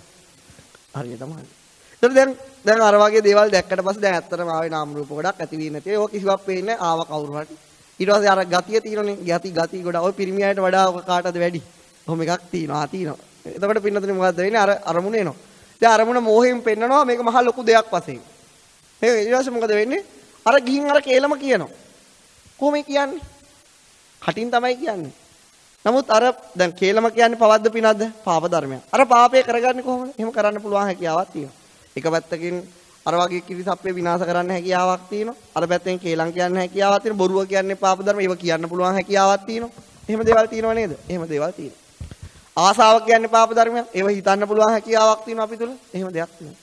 එතකොට පිළිවෙල මෙන්න මේ මෝහයත් එක්ක අත්වල් බැඳගෙන තව දෙන්නෙක් උපදිනවා. ඒකට කියන්නේ පින්නතුනි හිරියෝතප් කියලා නෙවෙයි. හිරි කියන්නේ මොකද්ද? ලැජ්ජාව. මොහයත් එක්ක උපදින ලැජ්ජාව නෙවෙයි අහිරිකය. මොකද්ද උපදින්නේ? අහිරිකය. ඊළඟට උපදිනවා ඔතප් කියන එක. ඔතප් කියන්නේ බයනේ පාපයට. බය නැතිකමට කියන්නේ අනෝතප්ප. අහිරික අනෝතප්ප දෙන්න උපදිනවා. අහිරිකය කියන්නේ මොකද්ද? පාපයට බය නැතිද කියන ස්වභාවයක් අරමුණත් එක්ක උපදින. හිත ගන්න අරමුණ මොහෙන් වැහුවම සෑම අවස්ථාවකම මොහයත් එක්කම උපදිනවා. උපදිනකොට මොකද්ද? අහිරිකය අනෝතප්පය. අහිරිකය කියන්නේ මොකද්ද? පවට ලැජ්ජ නැතිකම උපදිනවා. ඊට පස්සේ මොකද්ද උපදින්නේ? පවට බය නැතිකම උපදිනවා. ওই දෙක නැතුව මොහය ওই දෙක නැතුව උපදින්නෙම නැහැ. දැන් අර හිත උපදින්නේ අනිවාර්ය චෛතසික 7ක් එක්කනේ. මොහයත් උපදින ඒ වගේ අනිවාර්ය චෛතසික 3ක් තියෙනවා. තුනෙන් දෙන්නේ මේ දෙන්න. මොකද්ද? අරමුණේ සත්‍ය වහන මොහය උපදිනකොට තවත් ධර්මතා දෙකක් එක්ක උපදින්නේ. මොකද්ද? ලැජ්ජ නැතිකමයි, බය නැතිකමයි එක්ක. ලංකාවේ ලස්සන කතාවක් කියනවා. ලැජ්ජ නැතිකමයි, බය නැතිකමයි මොකටවත් වඩා උසස් කියලා කියනොද? මහමුදලිකමටත් වඩා උසස් කියලා කියනවා. එහෙනම් පින්නතුනි දැන් මේ ඔය ආකාර අහිරිකනව තමයි. එනවද පත්තරයක ලියලා තියෙන්නේ මොකද්ද? සත්වයාගේ ලැජ්ජ බය නැති වී ගිය තැන තමයි ලියලා තියෙන්නේ. ඊට එහා දේවල් නෙවෙයි. දැන් සත්‍යා තුළ මොහේ පුදුනාට පස්සේ ලැජ්ජ බය නැති කරගත්තොත් පත්තරයක විස්තර කරලා තියෙන්නේ. ඉතින් දැන් අහිරිකනවත් අපිට උදාහරණ දෙන්න ඕනේ නෑනේ. පත්තරයක් අරගෙන කියව නැත්නම් ගොසිප් ලංකා යන්න www.gossiplanka.com වන්න බලන්න. ඕන තරම් අපේ മന്ത്രിවරුන්ගේ තියෙනවා ලැජ්ජ බය නැති වෙච්ච අවස්ථා. ඒ නිසා මේ අහිරිකේ අනෝතප්පේ කියන දෙකේ දැන් අපි දැන් ගත්ත පඨවි ධාතුව කියන්නේ තද ගතිය. තේජෝ ධාතුව කියන්නේ උණුසුම් ගතිය. ඒ ස්වභාව ලක්ෂණ. ඒතර වේදනාව කියන්නේ විඳින ස්වභාවය. වීරය කියන්නේ අරමුණේ වැටෙන්න දෙන්නේ නැති ස්වභාවය. ඡන්දය කියන්නේ අරමුණ කැමැත්ත කරන ස්වභාවය. මෝහය කියන්නේ අරමුණ වහන ස්වභාවය. එතකොට පිරුණු මේ වගේම අහිරිකේ කියන්නේ පවට ලැජ්ජ නැති කරන ස්වභාවය. පාප ධර්ම වලට ලැජ්ජ නැති කරන ස්වභාවය. අනෝතප්පේ කියන්නේ පාපයට බය නැති. ඕනම අකුසලයක් උපදිනකොට පින්නතුනි ඕනම අකුසලයක් එක්ක මෝහය අහිරික අනෝතප්ප තියනවාම තමයි. ඕනම අකුසල අරමුණක් එක්ක මේ තුන් දෙනා නැතුව උපදින්න නම් බෑ. ඒක අනිවාර්ය ධර්මතාවය. ඒ නිසා පින්නතුනි අපි දැන් සාමාන්‍යයෙන් ලංකාවේ මෙහෙ නෙවෙයි. ලංකාවේ එක ගෑල් ළමයි දෙන්න තුන් දෙනෙක් එක්ක යාළු වෙලා යනවා දැක්කොත් කියන්නේ බලපං අරකිට ලැජ්ජ බයක් කියලා දෙයක් ඇත්තට අපි සාමාන්‍ය සිස්ටම් එක. අපි කියන්නේ. ඒක පින්නතුනි සෑමම මෝහයකුත් අකුසලයකුත් එක්ක ලැජ්ජ බය නැතිවීම උපදිනවා නම් අපි මේ පින්නතුන්ක උදේ ඉඳලා හැන්ද වෙනකම් මෝහෙන් ඉන්නේ කියලා. එහෙනම් ඒ වගේම උදේ ඉඳලා හැන්ද වෙනකම් ඉන්න අනිත් කාරණා දෙක මොකද්ද? ලැජ්ජ බයක් නේ. ඒ රෙදි නැතුව තමයි ඉන්නේ කෙලින්ම කියන්නේ. ඒ කියන්නේ හිතට තියෙන රෙදි තමයි ලැජ්ජ බය හිරියොතව. ඒ දෙක නැහැ කියන්නේ හිතට රෙදි නැහැ. එතකොට පින්නතුනි මොකද්ද වෙන්නේ? ඒ අපි කියපු කාරණේ වැරදි. එතකොට පින්නතුනි මේක හැම කෙනෙක්ටම ලැජ්ජ නැති බය නැතිකම තියෙනවා. එහෙනම් ලැජ්ජ බය නැතිකම මහමුදලිකමටත් වඩා ලොකුයි කියලා කිව්වා. එහෙනම් ඒක කාටද කියා ගන්න තියෙන්නේ? උදේ ඉඳලා හැන්ද වෙනකම් වැඩිපුර මෝහය පහළ වෙනවා. මෝහයත් එක්ක අත්වල බැඳගෙන අහිරිකානෝතප්ප පහළ වෙනවා. එහෙනම් අපි හැමතිස්සෙම අපිට තියෙන මහමුදලිකමටත් වඩා ලොකුකම. ඒක තමයි අහිරික අනෝතප්ප කියන ධර්මතාවය. නිසා මේක ඇති වුණාට පස්සේ ඕනම කේලමක් කියන්න පුළුවන්. ඒක සිම්පල්. කොච්චර ධර්මය ඉගෙන ගත්තත් යම අකුසල අරමුණක් ඇවිල්ලා මේ දෙක උපදුනාට පස්සේ මේ දෙක බලවත් වෙනවා එන්න. අනේ කේලම් කියන එක වෙරි සිම්පල්. දැන් මේ පින්නතු මේ ධර්ම ඉගෙන ගත්ත කෙනෙක් කේලම් කියන නතර කරයිද? පිස්සු එක කවදාවත් වෙන්නේ නැහැ. ඇයි පින්නතුලිය වෙන්නේ නැති? අර අකුසල අරමුණේදී මේ දෙන්න උපදින. උපදිච්ච ගමන් කේලම් බොරු ඕන එකක් යා ගන්න පුළුවන්. ඒක ලොකු බලයක් මේ දෙන්නට තියෙන ඒ පවට බය නැති කරන ස්වභාවයක් තියෙනවා. දැන් බැරි වෙලාවත් ඒ කේලම කියන වෙලාව ඇත්තටම පවට බයක් ඇති වෙනවා නම් කියයිද? කියන්නේ කියන්න බෑ. කොහොම කියන්නද? පාපේට එතකොට පාපේට බය නැති කරන ස්වභාවයක් ඒ හිතත් එක්කම උපදින නිසා තමයි පාප ධර්මයේ හිත නැමෙන්නේ. ඒක හොඳට තේරුම් ගන්න. එතකොට මේ ධර්මතාව දෙකටත් උදාහරණ දෙන්න යන්නේ. උදාහරණ DVD එක ඇති නැත්නම් පත්තරයක් කරන් බලා ගන්න. එතකොට හරි. තවත් තියෙන මෝහයත් එක්ක උපදින ධර්මතාවය. ඒකට කියන්නේ පින්නන්නේ උද්දච්චය කියලා. මොකක්ද ඒකට කියන්නේ? මේ ඔක්කොම අකුසල. දැන් මේ අද දවසේ මේ වෙලාව වෙනකන් ඊට කලින් කියපු දේවල් කුසල චෛතසිකත් නෙමෙයි අකුසල චෛතසිකත් නෙමෙයි. නම් බුදුරොරුන්ට අකුසල සිත් පහළ වෙන්නේ නැහනේ. බුදුරජාණන් වහන්සේලාගේ හිත උපදින ඒවත් එක තමයි කිව්වේ. දැන් මේ උගන්වන්නේ දේවල් අකුසල ධර්මات එක්ක අරමුණුත් එක්ක විතරයි උපදින්නේ. කියන්නේ කිසිම අකුසල අරමුණකට මෝහේ නැතුව උපදින්න බෑ. දැන් උදාහරණයක් අපි යමකට ලෝභ කරනවා කියලා අපි යමකට ආසයි. අපි ඒක ආස කරන්නේ ඒකේ සත්‍ය අපිට පේන්නේ නැති නිසා. අපි ඒකේ සත්‍ය දැක්ක ගමන් අපි ඒකට ආස වෙයිද? නෑ. එහෙනම් අපිට ලෝභයටත් අනිවාර්යෙන් මෝහය නැතුව උපදින්න බෑ. අපිට කාත් එක්ක හරි තරහ යනවා. ඇති වී නැති වී යන නාම රූප කොටක් දැක්කොත් තරහ ගන්න පුළුවන්ද? මොකෙන්ද තරහ ගන්න ඉන්නේ? තරහ ගන්න දෙයක් නෑ. එහෙනම් එක වශයෙන් අපිට පුද්ගලයෙක් වශයෙන් පේන නිසා තමයි අපිට ඒකෙනත් එක තරහ යන්නේ. එහෙනම් පුද්ගලයෙක් වශයෙන් පෙන්වන්නෙම කාගේ උපකාරයෙන්ද? මෝහේ උපකාරය. එහෙනම් දේශයටත් මෝහේ නැතුව උපදින්න බෑ. එහෙනම් පිළිවෙල ලෝභ සෑම අකුසල අරමුණක්ම මෝහයත් එක්ක තමයි උපදින්නේ. මෝහේ නැතුව කිසිම අකුසල කෙරෙකට උපදින්න පුළුවන් කමක් නැහැ. ලෝභය පවතින්නේ මෝහය පවතින තුරු විතරයි. දේශය පවතින්නේ මෝහය පවතින තුරු විතරයි. එතකොට පිළිවෙල මෝහය කියන එකට හැම එකක් එක්කම උපදින්න හැකියාව තියෙනවා. හැම අකුසලයකටම මෝහය නැතුව උපදින්න බෑ. ඇත්තටම අකුසලයක් කරන්න ඉස්සෙල්ලා අරමුණේ සත්‍ය නොපෙනී යන්න ඕන. සත්‍ය නොපෙනී ගියාට පස්සේ තමයි අකුසලයට හිත නැමෙන්නේ. ඊට පස්සේ තමයි සෑම අකුසල අරමුණක් දිගින් දිගට පවත්වන්න ලැජ්ජ බය නැති වෙන්න ඕන. ලැජ්ජ බය නැති වෙන එකත් හැම අකුසලෙත් එක උපදිනවා. ඊළඟට උද්දච්චය. උද්දච්චය කියන එකේ තේරුම මොකද්ද පින්නතුනේ? උද්දච්චය කියලා කියන්නේ මෙහෙමත් කියන උද්දච්ච ගෑනු. උද්දච්ච පිරිමි. එහෙම කියලා කියනවනේ. ඒ කියන්නේ කාටද? උද්දච්චය කියලා කියන්නේ මොකද්ද? සැලෙන කද උද්දච්චය කියන්නේ අහංකාරකම තමයි එතෙන්දී කියන්නේ. මෙතන උද්දච්චය කියන්නේ අහංකාරකමට නෙවෙයි. එතකොට පින්නතුනේ මේ උද්දච්චය කියලා කියන එකේ තේරුම තමයි මොකක්ද? මේ කියන්නේ හිත ගන්න අරමුණට හරියට ඉන්න දෙන්නේ නැහැ යා. අරමුණ හොලවන්න පුළුවන් උද්දච්චයට.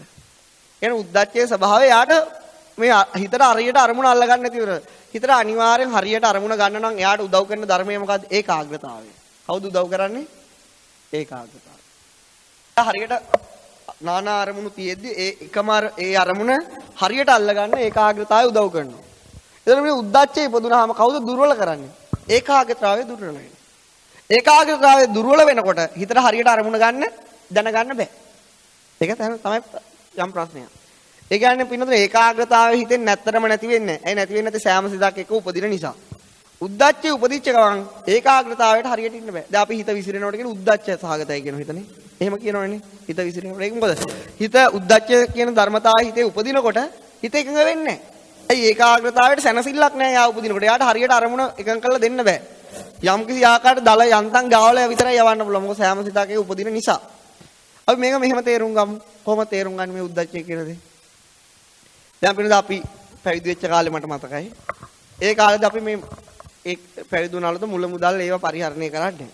ඒවා අල්ලන්නේ ස්වාමීන් වහන්සේලා දෙන්නෙත් නැහැ. ඉතින් කියන්නේ මේ විදිහට භික්ෂු ජීවිතේ ඉන්න ඕන. ඉතින් අපිට කොහේ හරි දුර ගමනක් යන්න වුණාම තියෙන භික්ෂු කූපන් කියලා ලංකාවේ. ඕවෙන් තමයි යන්නේ. ඔය යන්න පුළුවන් CTV බස් වල විතරයි. ඒ ලදරන් වල විතරයි යන්න පුළුවන්. ප්‍රයිවට් එක. මේ පින්නතුන් ලංකාවට ගිය වෙලාව අපි දැක්කොත් දාගෙන යයිද කාර් එකේ? ඉතින් අපි අර මම අර බස් ස්ටෑන්ඩ් වලට ඉතන මට මතකයි මෛත්‍රී භාවනාව වැඩිම කරලා තියෙන බස් ස්ටෑන්ඩ් වල. වාහනේ යනවා එක එකක් දාගෙන යන්නේ. ඉතින් මොකද වෙන්නේ? ප්‍රයිවට් බස් ආවත් අපි දැක්ක ගමන් නතර කරන්නේ නැහැ. CT බස් ඊට වඩා හපන් බස් වලට කියන ලේසියකට උන් නතර කරන්නේ. ඉතින් බොහෝ දුරට බස් ස්ටෑන්ඩ් එකකටම යන්න ඕන CTB වල යන්න. ඒක අනිවාර්ය තියෙනවා. දැන් අපිට පින්නතුනේ දුර පළාතකට යන්න උනාට පස්සේ අපි කියමු බදුල්ල, බණ්ඩා, බලංගොඩ, එතනින් ගියාට අනුරාධපුරේ, එයාගේ හොරෝපතාන, මයිලා ගැස්වැව, ওই වගේ ප්‍රදේශයකට යන්න ඕන වුණාම අපි කරන්නේ පින්නතුනේ මොකද වෙන්නේ? බස් එක යන්න පටන් ගන්නකොටම එන්නේ. ඇයි යන්න පටන් ගන්නකොට නැග්ගොත් මොකද වෙන්නේ? අර හාමුදුරුවන්ගේ සීට් එකේ ඉන්නවා ආඩියට උපාසකහම හරි උපාසක මහතේ මූණ ඇඹුල් වෙනවා. මේ මොන යකෙක් වැඩියද මන් දන්නේ නැහැ කියලා හිතන ඇති අනිවාර්යෙන්ම. ඕක අපි දන්න නිසා අපි වේලස්සනිය බස් එකේ යන්නත් පැයකට විතර කලින් ඔතෙන්ට එනවා. ඉතින් දැන් දුරට කොළඹ ඩිපෝයෙන් බස් පිට වෙන්නේ රාත් 12ට, රාත් 1:00මාර ඒ වගේ වෙලාවට තමයි පිට වෙලා යන්නේ. ඉතින් දැන් අපි 11ට විතර ඇවිල්ලා පින්නතුනේ අර බස් එකේ කවුරුත් එන්න කලින් ගිහිලා සීට් එකේ වාඩි වෙනවා. උඩින් ගහලා තියෙන පූජ්‍ය පක්ෂයට කියලා. දෙමළෙන් ගහලා තියෙන ඕල්ක පට්ටුලද කියලා. එහෙම ගහලා දැන් ඔක හොඳට බල්ලා වාඩි වෙනවා. වාඩි වුණාට පස්සේ දැන් රෑ 12:00 විතර බස් එක අපි කියමු මයිල හොරෝපතානට යනකොට යුද්ධය අවසන් වෙච්ච කාලේ මට හොඳට මතකයි. ওই පැත්තට බස් එකේ යනකොට ටික රෑ 1 2 3 පහ වෙනවා උඩ යනවා. බස් එක උඩ යනවා. CTB බස් වල සවුන්ඩ් එකක් තියෙනවා. දඩ ගාලා අර වීදුරු වදිනවා. එතකොට මොකද වෙන්නේ? ඒක තමයි ඒ CTB බස් වල සින්දුව. ඉතින් දැන් අරකේ යනකොට මොකද වෙන්නේ? රෑ උදේ ටික හොඳට නිින්ද කියලා දඩාස් ගාලා වලක වැටිච්ච මං හැරෙනවා. අයිත් ටික වෙලාවකට අයිත් වලට යනවා. ඉතින් මේ පින්නතුන්ට මොකද වෙන්නේ? සිවුර එක පැත්තක, පාත්‍රය තව පැත්තක, බෑග් එක තව පැත්තක. මගේ සිවුර ගැන මේ පින්නතුන්ට තේරෙන්නේ නැතිනේ. ඉතින් මම අර සීට් එක අල්ලගෙන බොහොම අමාරුවේ සිවුර අයිත් හදාගත්තකම අයිත් වලක වැටෙනවා. ඔක තමයි වෙන්නේ. ඉතින් කොහොම හරි උදේ 6:00 වෙන ওই පැත්තට යනකොට කොන්ද සුවපත් වේවා. හොඳ ගන්න. ඊට පස්සේ ඉතින් ඈත විසි වෙලා ගිය පාත්‍රේ බෑග් එකයි අරගෙන. කොහොම හරි පින්නතුනේ සීට් එකෙන් විසි වෙන්නේ නැහැ. සීට් එකේ කොහොම හරි කට්ට කාගෙන ඉන්නවා. අන්න ඒ වගේ දෙයක් තමයි ඒකාග්‍රතාවයටත් වෙන්නේ. ඒකාග්‍රතාවය නැති වෙන්නේ. එයා කට්ට කාගෙන කොහොම හරි ඉන්නවා. නමුත් හරියට සීට් එකේ ඉන්න නම් දෙන්නේ නැහැ. කවුද? උද්දච්චය. පාරේ තියෙන වලවල් වගේ උද්දච්චය. සිත සම්පූර්ණ වලකට දාන වලයි වට ගත්තා වගේ තමයි උද්දච්චය ඉපදුනාට පස්සේ. තවත් මේකට කියන්න පුළුවන්. දැන් ඔය රබර් කිරි වලින් හදන්න පුළුවන් ඔට්ටපාලු බෝල. ඒවා හදන්න පුළුවන්. ඒවා හැදුවට පස්සේ ඒවා පුළුවන් ද මැටි වගේ පොළොව එකපාරට තියන්න බෑ. ඒක තියුව ගමන් බම්පර් වෙනවා. මේ උද්දච්චයට පුළුවන් අරමුණ බම්පින් කරන්න. එතකොට පින්න බම්පර් වුණාම පිටින්නේ නැවතත් ඒකාග්‍රතාවයට ප්‍රශ්නයක් වෙනවා. හරියට පින්නතුනි උද්දච්චය ඉපදුනහම ඔට්ටපාලු බෝලයක් වගේ. හිතට හරියට අරමුණක පිටින්න බෑ බම්පර් වෙනවා. ඒ නිසා දැන් බලන්න පින්නතුනි මේ හතර යම් අකුසලයක් උපදිනවා නම් මේ හතර දෙනා අනිවාර්යයෙන්ම උපදිනවා. මෝහය උපදිනවා. ඊළඟට අහිරිකය උපදිනවා. ඊළඟට අනවතප්පය උපදිනවා. අනිවාර්යයෙන්ම උද්දච්චය උපදිනවා. ඉතින් බලන්න මේ හතර දෙනා එකිනෙකාට උපකාර කරන අරමුණ හරියට දැනගන්න හිතට දුන්නේ නැතුනොත් මෝහයට ලේසි කෙලින්ම අරමුණ වහලා දාන්න. පෙරපසු නොවි උද්දච්චයෙන් අරමුණේ සලනකොටම මෝහය විසින් වහ ගන්නටක් ගන්නවා. මේ පිළිනුත් තේරුණානේ. අරමුණේ හරියට පිහිටියොත් මෝහයට වහන්න හම්බ වෙන්නේ නැහැ. උද්දච්චය ඉපදුන හැම අකුසලයක් එක උපදින ගමම එයාගේ කාර්යය තමයි මොකද්ද? අරමුණ සොලවන එක. සොලවෙච්ච ගමන් මෝහයට වහන ලැජ්ජ බය නැතිවීම ඒ වෙලාවෙම සිද්ධ වෙනවා. සියල්ල එකට සිද්ධ වෙන්නේ. මේ වෙනදට මං කියන දේ තේරෙනවද මන් දන්නේ නැහැ. ওই ආකාරයේ ධර්මතා හිතේ ක්‍රියාත්මක වෙනවා. දැන් අපි බලමු පින්න අපි සාමාන්‍යයෙන් පාරේ ඉන්නවා අපි පිස්සු කියන මිනිස්සෙට ගිහිලා අපි දැන් පාරේ යනකොට එයාට කෑම එකක් ගිහින් දෙනවා අනෝපව් කියලා. එයා ඊට පස්සේ මොකද වෙන්නේ? කෑම එක අනලා මූණේ ගා ගන්නවා. එයා හිතන මේක පේෂල් එකක් කියලා. ගා ගන්න. ඊට පස්සේ මොකද වෙන්නේ? ඊට පස්සේ ටික වෙලාවකින් හිතනවා මොකද්ද? මේක තමයි ලෝකේ තියෙන හොඳම ටුන්න කියලා ඔලුවට තියාගන්න. අයිත් ටික වෙලාවකින් හිතනවා මේක තමයි යා මට මේ බෝම්බයක් ගෙනත් දුන්නා කියලා විසිකල ගෙනාවු එකාටම ගහනවා. මොකද තමයි පිස්සෙගේ ස්වභාවය. පිස්සෙගේ ඒක පිස්සට මොකක් ඒ අරමුණ හරියට තේරුම් ගන්න බෑ. ඒකනේ පිස්සෙක් කියලා කියන්නේ. එන මුලින්ම බත් පිඟානක් ගෙනත් දුන්නා හිතුවා මේක මූණේ ගාන පේෂල් එකක් කියලා. ඒක ගාගත්තා. ඊට පස්සේ ටික වෙලාවකින් හිතුවා නෑ නෑ මේක පේෂල් එකක් නෙවෙයි ඔටුන්නා. ඒක දාගත්තා. ඊට පස්සේ ටික වෙලාවකින් හිතුවා නෑ නෑ මෙයා මට මේ බෝම්බයක් ගෙනත් දුන්නා කියලා ගෙනාවු එකාට මේකෙන් ගහන්න පුළුවන්. එහෙම මිනිස්සෙට අපි කියන්නේ කවුද? පිස්සෙක් කියලා කියනවා. ඒ වගේ හැසිරීම් රටාවක්. පින්න තවත් කතාවක් මිනිස්සු කියනවා සෑම මිනිස්සෙට පොඩි පිස්සුවක් තියෙයි කියලා. එහෙම කියන ඒක ඇත්ත ඒක බොරුවක් නෙවෙයි. සමහරට බාත්රූම් එකකට යන ගම බුදුන්ගේ අමා ධර්මයේ කියලා ඇහෙනවා. මොකද්ද කිව්වේ කියලා අහනකොට මොකද්ද කිව්වේ කියලා දන්නේ. මට පිස්සුනේ කියලා ඔලුවත් හදාගන්න ඇත්ත. මේ උද්දච්චය හිතේ වැඩි වුණාට පස්සේ පිස්සු තමයි කෙලින්ම. තනිකර පිස්සු විකාරයක් බවට හිතපත් වෙනවා. උද්දච්චය දැන් අඩු හිත තියෙන වැඩි හිත තියෙනවා. උද්දච්චය වැඩි වුණාම තමන් කරන්නේ කියන්නේ මොකක්ද දන්නේ? මේ ඉන්නව බනහන මේ කන කහනවා. ඊට පස්සේ අයිත් මූණත් මෙහෙම කරනවා. අයිත් ඊට පස්සේ බනත් අහනවා. එයා දන්නේ අයව කරනවද කියලා. හේතුව ඒ වෙලාවේ උද්දච්ච සහගතයි හිත මොන සහගතයිද? උද්දච්ච සහගතයි. උද්දච්චය වැඩි වුණාට පස්සේ හිත තනිකර පිස්සුවක් නටන්නේ. පිස්සෝ කියලා කියන්නේ පිටුනේ හිතත් උද්දච්චය වැඩි මිනිස්සු. යම් කිසි හිත ගන්න අරමුණකට උද්දච්චය වැඩි එන්න වැඩි වුණොත් සිත් රටාව හරියට යන්නේ නැතුනොත් අපි යාට පිස්සෙක් කියලා කියනවා. එයාගේ චිත්ත රටාව සාමාන්‍ය මිනිස්සෙක් වගේ යන්නේ. අපි සාමාන්‍ය දෛනික ජීවිතේදී මොකද වෙන්නේ? සිහිය නැති වෙලාවට පිනද අපි උද්දච්චයට වැටෙනවා. ඒ උද්දච්චය පොඩ්ඩක් නැගලා આવොත් අපිට ඉන්න තැන අමතක වෙනවා. ඒක සින්දුවක් කියවෙන්න පුළුවන්, බෙරයක් ගහෙන්න පුළුවන්, එහෙම හිතෙන්න පුළුවන්. පස්සේ තමයි කල්පනා වෙන්නේ මොකද්ද මේ මම මේ කර විකාරය කියලා කාටවත් නොපෙනෙන ගානට මුකුත් නොකර වගේ යනවා. ඒ කියන්නේ සෑම මිනිස්සෙට පොඩි පිස්සුවක් තියෙන්නේ. සෑම මිනිස්සෙටගේ උද්දච්චය උපදින නිසා. මම කියන්නේ මේ පින්නතෝ තේරුණානේ. මේ ඔය ආකාරය තමයි. දැන් අද මෙහෙම ඉන්නෝනේ මේ පින්නතෝ පිස්සු වැඩ දෙන්න බැරිද? පුළුවන්. ඇයි උද්දච්චය මොන වෙලාව හරි වෙලාවක වැඩි වෙලාව පිස්සු තමයි ආයි නතර කරන්නේ නැහැ. ඒක වෙනවා. එතන පින්නතෝ ඒක ඕන වෙලාවක මිනිස්සෙට වෙන්න පුළුවන්. ඒ වගේ පිස්සු හැදෙන්නේ මොකද්ද? තමන්ගේ අරමුණක් තමන්ට හිතා ගන්න බැරි විදිහට දෙදරලා ගිය වෙලාවේ සිත් රටාව සම්පූර්ණ සාමාන්‍ය ක්‍රමයෙන් පරිබාහිර වෙනවා. ඒ අවස්ථාවේ සාමාන්‍ය සිත් රටාවට ගේන එක ටිකක් අමාරු වෙනවා. ඒ වගේට ලංකාවේ යන හොස්පිටල් එකක් තියෙනවා මොකද්ද? අංගොඩ. අර ડોක්ටර්ත් කිව්වේ මට අංගොඩ යන්න කියලා තමයි. මොකද ඒ වෙලාවේ මගේ සමහරට උද්දච්චය වැඩි වෙලා කියලා ડોක්ටර්ට හිතෙන්නේ නැති. ඒ වගේ තමයි. ඊට පින්නතුනේ මොකක්ද? දැන් අපි පින්නතුනේ මේ උපදින හිත ගන්න අරමුණත් එක්ක අපිට බෙදා ගන්න පුළුවන්. එකක් තමයි කුසල අරමුණු. මොන අරමුණුද? හිත ගන්න අරමුණ කුසල අරමුණු. මොන අරමුණද? කුසල අරමුණු. අනිත් එක තමයි මොකද්ද? අකුසල අරමුණ. අකුසල අරමුණක් උපදිනකොට අකුසල අරමුණක් උපදිනකොට අනිවාර්යයෙන්ම අර හත පහළ වෙනවා. මොකද්ද? සබ්බචිත්ත සාධාරණ හත. පස්ස වේදනා සංඥා චේතනා ඒකාග්‍රතාව ජීවිතේන්ද්‍රිය මනසිකාර. ඊළාට පිනතුනේ අරමුණේ වැටෙන්න දෙන්නේ නැහනේ. ඒ අරමුණ දිගින් දිගට පවතිනවා නම් මොකද්ද වෙන්නේ? අකුසල අරමුණ වීර්ය තියෙනවා. ඊළාට ඒකට කැමති නම් මොකද්ද තියෙන්නේ? ඡන්දය තියෙනවා. ඒකට කල්පනා කරනවා කියන්නේ මොකද්ද? විතක්ක ਵਿਚාර උපදිනවා. එතකොට පින්නතුනේ ඒ ගැන සතුටක් තියෙනවා කියන්නේ මොකද්ද? ප්‍රීතිය උපදිනවා. ඉතින් ඒක අකුසල අරමුණ නම් අනිවාර්යෙන් උපදින්නේ මොකද්ද? මෝහය, අහිරිකය, අනෝතප්පය, උද්ධච්චය. උත්තරඥයන් වහන්සේ දේශනා කරන පින්නතුනේ යම් අකුසල අරමුණක් විෂ ධාතුවේ උපදිනවා නම් මෙන්න මේ ධර්මතා හතර නැතුව කිසිදු අකුසල අරමුණකට උපදින්න බෑ. මොනවද? මෝහය, අහිරිකය, අනෝතප්පය, උද්ධච්චය. ඒ කියන්නේ අපිට ලෝභයක් ඇති වුණත්, දේශයක් ඇති වුණත්, මෝහයක් ඇති වුණත්, බයක් ඇති වුණත්, කනගාටුවක් ඇති වුණත් සියල්ල අකුසල්නේ. ඒ සියලු අවස්ථාවේ අනිවාර්යයෙන්ම හිතත් එක්ක උපදින ධර්මතා හතරක් තියෙනවා. මොකද්ද? සත්‍ය වසන මෝහය. අරමුණේ සත්‍ය වහන මෝහය. අරමුණේ ලැජ්ජ බය නැති කෙන අහිරික අනෝතප්පය. අරමුණේ හරියට පිහිටන්න දෙන්නේ නැති උද්ධච්චය. නිසා බුදුරජාණන් වහන්සේ දේශනා කරන විශ්වයේ යම් අකුසල සිතක් උපදිනවා නම් මේ හතර දෙනා උපදින නිසා සෑම අකුසලයකටම සාධාරණයි. සෑම සිතක එක්කම උපදින නිසා මොකද්ද කිව්වේ? සබ්බචිත්ත සාධාරණ. සෑම අකුසලයක් එක්කම උපදින නිසා මොකද්ද කියන්නේ? අකුසල සාධාරණ. මොකද්ද කියලාද පින්නතුනේ කියන්නේ? අකුසල සාධාරණ. කියන්නේ යම් කිසි අකුසල් හිතක් උපදිනවා කියලා කියන්නේ මේ හතර දෙනා අනිවාර්යයෙන්ම ඉන්නවා කියන එක. මේ හතර දෙනා නැතුව කිසිම අකුසල හිතකට උපදින්න පුළුවන් කම නැහැ. ඒ නිසා අපිට නමුත් කුසල සිත් එක්ක මෙයා උපදින්නේ නැහැ. ක්‍රියා සිත් එක්ක මෙයා උපදින්නේ නැහැ. ඒ නිසා අකුසලයක් එක විතරක් නිසා උපදින නිසා මේකට කියන්නේ මොකද? අකුසල සාධාරණයි. එතකොට දැන් මේ අවස්ථාවේ පින්නතුනේ අද දවසේ චෛතසික 6ක් කියා දුන්නා. දැන් මේ ඔක්කොම චිත්තක්ෂණ එකයි ආවුස. චිත්තක්ෂණ එකක් තුළ මේ සියලු ධර්මතා ඇති වෙනව නැති වෙනව. දැන් මේ පින්නතුන්ට තේරෙනව නේද? අපි හිත කියලා ගත්තට දැන් අපි කියන්නේ මොකද්ද? අපිට හිත විසිරෙනවා. අපි කියන්නේ හිත විසිරෙනවා කියලා. ඇත්තටම හිත නෙවෙයි විසිරෙන්නේ කවුද? ඒක උද්ධච්චයේ ස්වභාවය. දැන් පංච නීවරණ කියලා තියෙනවනේ මොකද්ද? කාමචන්ද, ව්‍යාපාද, තීන මිද්ද, උද්ධච්ච, කුක්කුච්ච, විචිකිච්ඡ. ඒතර උද්ධච්චය කියන්නේ මොකද්ද? බුදුරජාණන් වහන්සේ උද්ධච්චයෙන් අයින් වෙන. හිත අයින් කරන්න කියන්නේ නෑනේ. මොකද්ද අයින් කරන්න කියන්නේ? හිතත් එක්ක උපදින උද්ධච්චයෙන් අයින් කරන්න. එහෙම කියනවනේ. ඒකට ආනාපානය වඩන්න කියනවා. ඒ වගේ භාවනා ක්‍රම කියනවා. එතකොට පින්නතුනේ මේ උද්ධච්චය කියන එක කුසලයක්ද අකුසලයක්ද? අකුසලයක්. මෙයා උපදුනාට පස්සේ චිත්තසංතානේ දවනවා, තවනවා, විනාශ කරනවා. චිත්තසංතානට කර කියා ගන්න නැති දේවල් මේගොල්ලන්ට කරන්න පුළුවන්. ඒ නිසා මේ ධර්මතා උපදින එකෙන් වළක්වන්න තමයි මේ ධර්මය අහන්නේ. මේ ධර්මතා අපේ හිතත් එක්ක උපදින තාක්කල් අපිට නිදහස් වෙන්න බෑ. මේගොල්ලෝන්ගේ අතට හිතේ බලය සම්පූර්ණ යටත් කර ගන්නවා. ඒක අනිවාර්ය සිද්ධ වෙන දෙයක්. එතකොට පින්නතුනේ හෙට දවසේ අනිවාර්යයෙන් දැන් මේ පින්නතුන මම මේ චෛතසික හතරක් එකපාරට ලේසියට උගන්වන්නේ නැහැ.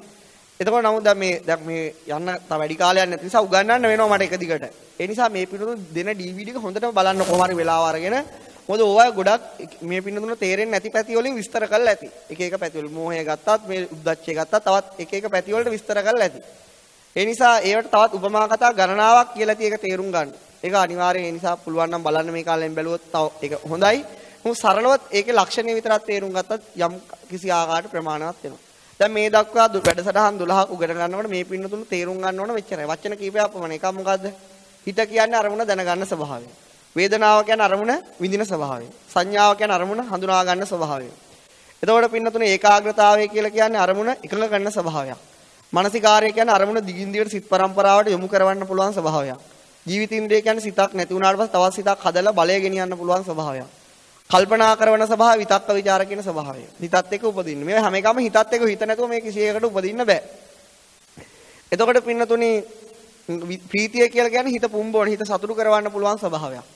එතකොට ඡන්දය කියලා කියන්නේ හිත අරමුණට කැමැත්ත උපදවන්න පුළුවන් ප්‍රමාණයක්. කුසලයක් එක්කත් උපදිනවා, අකුසලයක් එක්කත් උපදිනවා, ක්‍රියාසිත එක්කත් උපදිනවා. වීරය කියන්නේ අරමුණේ වැටෙන්න දෙන්නේ නැති ස්වභාවය. කුසල අකුසල ඕන එකක් එක ඒගොල්ලන්ට උපදින්න පුළුවන්. ඒ වගේම පින්නතුනි මෝහය කියලා කියන්නේ හිත ගන්න අරමුණේ සත්‍ය වසංකරවන ස්වභාවය. ඒකට අවිද්‍යාව කියලා නමකුත් භාවිතා කරනවා. අහිරිකානෝතප්ප කියලා කියන්නේ පවට ලැජ්ජ බය නැති කරන ස්වභාවය. ඊළඟ දේ තමයි මොකද? උද්දච්චය කියලා කියන්නේ හිත ගන්න අරමුණේ හරියට පිහිටන්න දෙන්නේ නැති ස්වභාවය. ඇයි දැන් මේව දැනගැනීමෙන් මේ පින්නතුනි ලැබෙන ප්‍රයෝජන මොනවද කියලා හිතන්න පුළුවන්. පින්නතුනි හෙට දවසේ හෙට අනිද්දායි නෑ. තා දවස් දෙකයි තියෙන සක්කාය දිට්ඨිය විස්තර කරන්න.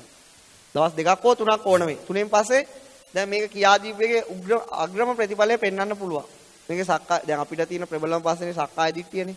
ඒක ඇත්තටම කොහොමද හිත හරහා අපි සක්කාය දිට්ඨිය තේරුම් ගන්නේ? කොහොමද ඒක නැති කරගන්නේ? කොහොමද බුදුරජාණන් වහන්සේ ඒක තේරුම් ගන්නේ? ඒක පොතේ පතේ තියුණාට අපිට සමහරට තේරෙන්නේ නැති වෙන්න පුළුවන්. කොහොමද හිත නැමැති පොතෙන් මෙහෙම දෙයක් තියෙනවා කියලා තේරුම් ගන්නේ? ඒකට දැන් කියන්න පින්නොතේ කරුණ වලින් 90%ක්ම හරි. තව ඕන ලෝභය චෛතසිකයයි, දිට්ඨි චෛතසිකයයි, දිට්ඨි චෛතසිකයයි විස්තර කරගන්න විතරයි. ඒ චෛතසික දෙක විස්තර කරපු ගමන්ම සක්කාය දිට්ඨිය විස්තර කරන්න පුළුවන්. ඒක දැන් මම මේ පින්නොත් දලා අදහසක් දෙන්නම්. දැන් මේ පින්නතුන් භාවනා කරන්න ගියාම හිත විසිරෙනවා. හිත විසිරෙනවා කියලා කියනවනේ. එතකොට මේ පින්නතුන්ගේ ඇවිල්ලා කියන අනේ මට නම් හිත තැම්පත් වෙන්නේ නැහැ මගේ හිත විසිරෙනවා. එහෙම කියනවා. ඉතින් දැන් කියනවා එහෙනම් තව දුරටත් මෙහෙම කරන්න කියලා කියනද? යා කියනවා මට මේ රිට්‍රීට් එක හරි නැහැ. මගේ හිත මේක විසිරෙනවා. අනේ මට නම් ඕගොල්ලන්ට වගේ භාවනා කරන්න බෑ. කටින් කිව්වේ නැද්ද හිත එහෙම කියන්න පුළුවන්. එතකොට පින්නතුන් ඇත්තටම මමද හිත විසිරෙව්වේ උද්දච්චයේද හිත විසිරෙව්වේ? උද්දච්චය. ඒක මට කියන කෙනාට අයිති නෑ. ඒක උද්දච්චයේ ස්වභාවය. ඊළඟ රිට්‍රීට් එකට ගියාම හිත හොඳට තැම්පත් වෙනවා. ඊට පස්සේ හිතනවා අනේ මට හොඳට සමාධියක් ඇති වුණා. මටත් ඒක ඇති වෙනවා. හරි. උන්න මදිවට මලාමදයි කිව්වා. එහෙම මොකද ඊට පස්සේ මොකද ඒකාග්‍රතාවයේ ස්වභාවය ආගත්ත මම කියලා. ඕකනේ වෙන්නේ. දැන් ඒකේ බුදුරජාණන් වහන්සේ කියන්නේ හතරවෙනි ධානය වැඩුවත් බුදුරජාණන් වහන්සේ කියනවා ඒක එච්චර ලොකු දෙයක් නෙවෙයි. මොකද්ද ලොකුම දේ? සෝතාපන්න වීමනේ. එහෙමනේ කියන්නේ. පතඤ්ඤායක රජ්‍යේන සග්ගස්ස ගමනේනවා සබලෝකං අභිඥාය සෝතාපට්ටි බලං වරං. එහෙමයි බුදුරජාණන් වහන්සේ විස්තර කරන්නේ. මේ පුතුවේට අගරජ වෙනවටත් වඩා දෙදෙව්ලොවට අධිපති වෙනවටත් වඩා මේ ලෝක ධාතු මේක ඇඟිල්ලෙන් ආලෝකමත් කරන බ්‍රහ්මීක් වෙනවටත් වඩා වටින්නේ මොකද? සෝතාපන්න වීම. ඒයි එහෙම කියන්නේ. ඇයි හතරවෙනි ධානය ලැබු බුදුරජාණන් වහන්සේ කියන මේ ශාසනයේ සෝතාපන්න ශ්‍රාවකයා තරම් හතරවෙනි ධානය වඩපු තාපසයෙක්වත් වටින්නේ නැහැ කියන. හේතුව ඒක එයාට දානයක් දුන්නොත් සෝතාපන්න කෙනාටත් දාන දෙනවා තාපස කෙනාටත් දාන දෙනවා. ඒ පිනේ වෙනස පෙන්නනවා මොකද්ද? අපේ හඳ පින්නතුනි පායන්නේ පුරහඳ තියෙන්නේ කවදටද? පසළොස්වක පොය දවසට පස්සේ දවසේ තමයි නියම පුරහඳ දකින්න පුළුවන් වෙන්නේ. පසළොස්වක දවසට හඳේ කව 15යි තියෙන්නේ. පුර පසළොස්වක පොය දවසට හඳේ කව 16ම පේන්න ගන්න. ඊට පස්සේ එන්නේ කව අඩු වෙනවා. ඊට පස්සේ පින්නත අමාවක දවසට නැති වෙනවා. ඊට පස්සේ ආයිත් කව මතු වෙනවා. එතකොට පින්නතුනි අමාවක දවසට පස්සේ උදෑසන කාලයේ කිට්ටු වෙන වෙලෝ යන්තම් පුංචි හඳේ ඡායාවක් තියෙනවා. එතකොට අර තාපස කෙනාට දාන දුන්නොත් අර වගේ ආලෝකයක් පිනේ විපාකයක් තමයි යාට ලැබෙන්නේ. නමුත් සෝතාපන්න කෙනාට දෙනාට 16 එකක්වත් අර කෙනාගෙන් ලබන්න බෑ කියන හේතුව මොකද්ද? මෙතන ලොකු රහසක්. එයාට දාන දෙන්න එපා කියන එකක් නෙමෙයි මේ බුදුරජාණන් වහන්සේ කියන්නේ ඒ ගුණ සම්පත්තිය බලන්නේ ඇතුළේ. එතකොට පින්නතුනේ මොකක්ද වෙන්නේ? අර කෙනා භාවනා කරාට කොච්චර සියුම් සමාධියකට ගියත් එයාගේ හිතේ තුල තියෙනවා මමයි මේ භාවනාව කරන්නේ කියලා අදහසක්. එහෙම අදහසක් එයාගේ සිතුවිලිත් එක්ක ක්‍රියාත්මක වෙනවා. එයාට තේරෙන්නේ නැතු වුණාට සියුම් ආකාරයට හිතනවා මම තමයි මේ වඩලේ ඉන්නේ මම තමයි මේ වනගත වෙලා ඉන්නේ කියලා. නමුත් සෝතාපන්න කෙනාට එහෙම නැහැ. එයා හිතේ තම්පත් වුණොත් මේක තමයි හිතේ ස්වභාවය. ඒකාග්‍රතාවය. එයාට ඒක වචන දැනගන්න නැති වෙනමුල එයා ගන්න ඒක හිතේ ස්වභාවයක් වශයෙන්. එයාගේ හිත විසිරුණොත් එයා ගන්න ඒකත් හිතේ ස්වභාවය. ඒක එයාට අයිති දෙයක් නෙමෙයි. එයාට තියෙන නියමෙටම පුළුවන් හැකියාවක් මොකද්ද? මේ හිතයි මමයි කියන අදහසේ තියෙන වෙනස එයා තේරුම් අරගෙන තියෙනවා. එයා කවදාවත් කියන්නේ හිත විසිරෙන්නේ නැහැ කියලා. හිත විසිරෙනවා කියලා එයා කියයි. එයා වචනේ දන්නවනම් ඒක කියයි උද්දච්ච කියලා. වචනේ නොදන්නව නම් කියයි හිත විසිරෙනවා කියලා මොකක් හරි කියයි. හැබැයි එයා ඒක යාගේ එකක් කියලා බාරගන්නේ. ඒක කාටයිති ධර්මතාවයක්? ධර්මතාව වලට අයිති දෙයක්. උද්දච්චය කියලා ධර්මතාවයක් විෂ ධාතුවේ උපදිනවා. එහෙම එකක් උපදින්නේ නැහැ කියලා කියන්න බෑ. ඒක උද්දච්චයක ස්වභාවයක්.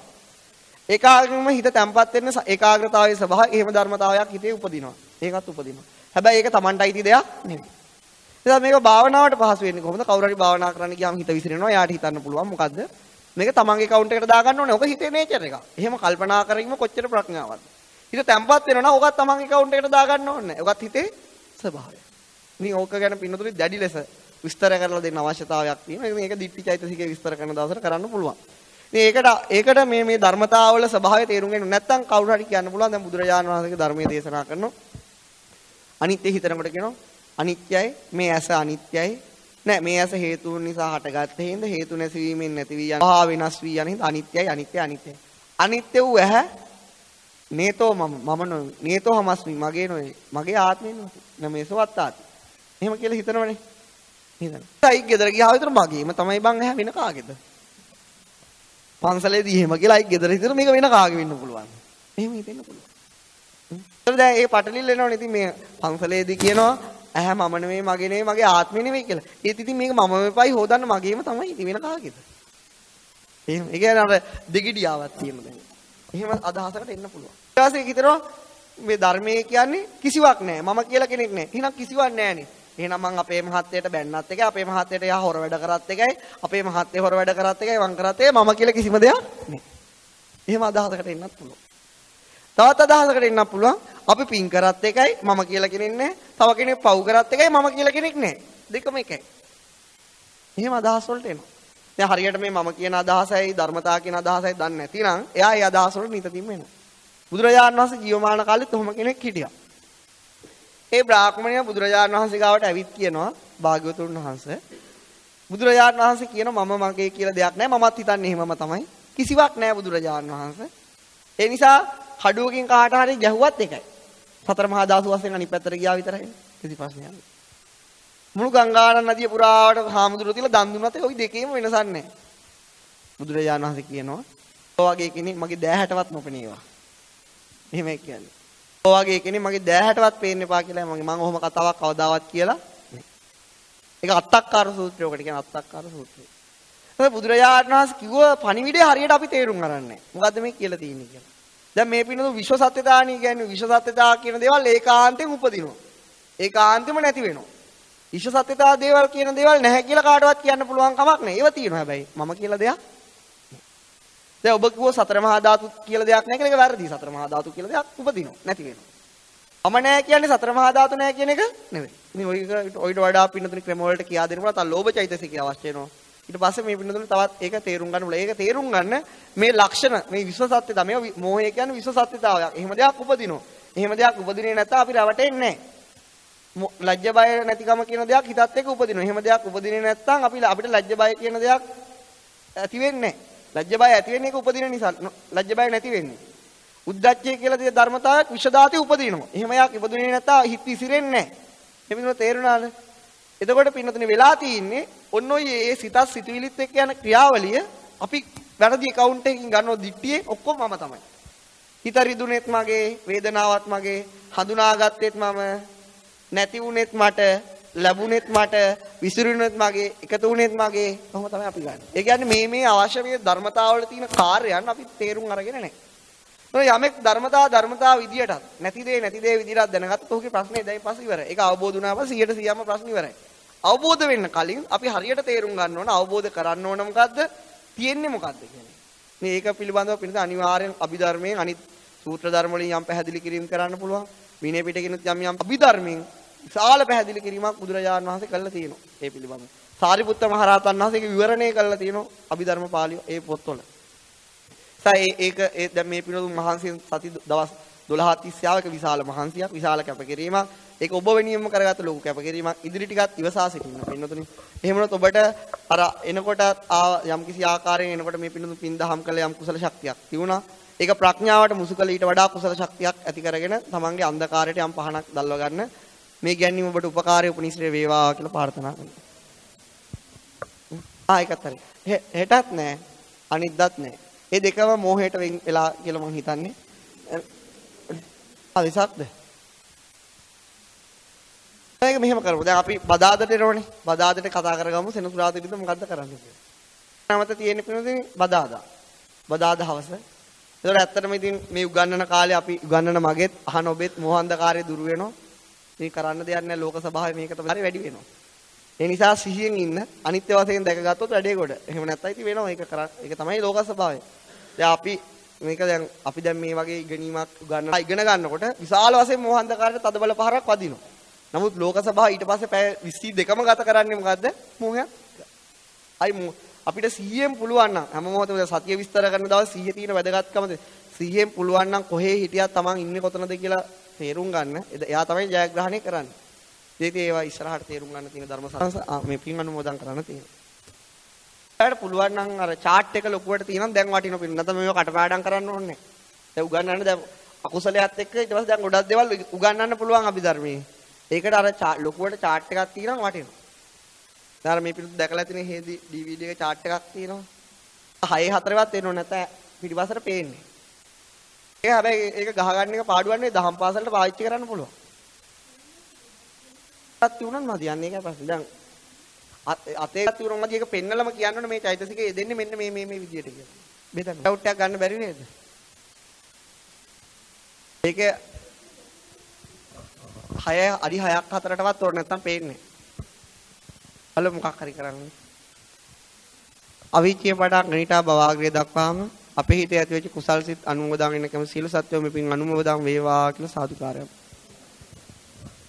ඒ වගේම පින්නතුනි මේ සියලුම කුසලයන් බලයෙන් මේ විහාරස්ථානයේ නායක ස්වාමීන් වහන්සේට ගරු ධම්මාවාස නායක ස්වාමීන් වහන්සේටත් වැඩ ඉන්නා වූ මහා සංඝරත්නයටත් එවැගේම මෑණියන් වහන්සේට මේ පින් බලයෙන් සාසනික කටයුතු සර්වපකාරීව සාර්ථක කරගන්න අපේ හිතේ ජනිත සියලුම කුසලානිසංස ධර්ම උපකාරී උපනිශ්‍රේ වේවා කියලා සාදුකාරයක් පොත්. ඒ වගේම අප නම් මිය පරලෝකීය ආව යම් ඥාති මිත්‍ර ආදීන් ඉන්නවා නම් මේ පින් අනුමෝදන් වෙලා ඔවුන්ගේ පරලෝක ජීවිත සුඛිත මුත්තතාවයට පත් කරගෙන ඔවුන් යම් කිසි සැප ඇති ස්ථාන වලින් අමා මහ නිවනින් සැනසීම පිණිසම අපේ හිතේ ඇතිවෙච්ච මේ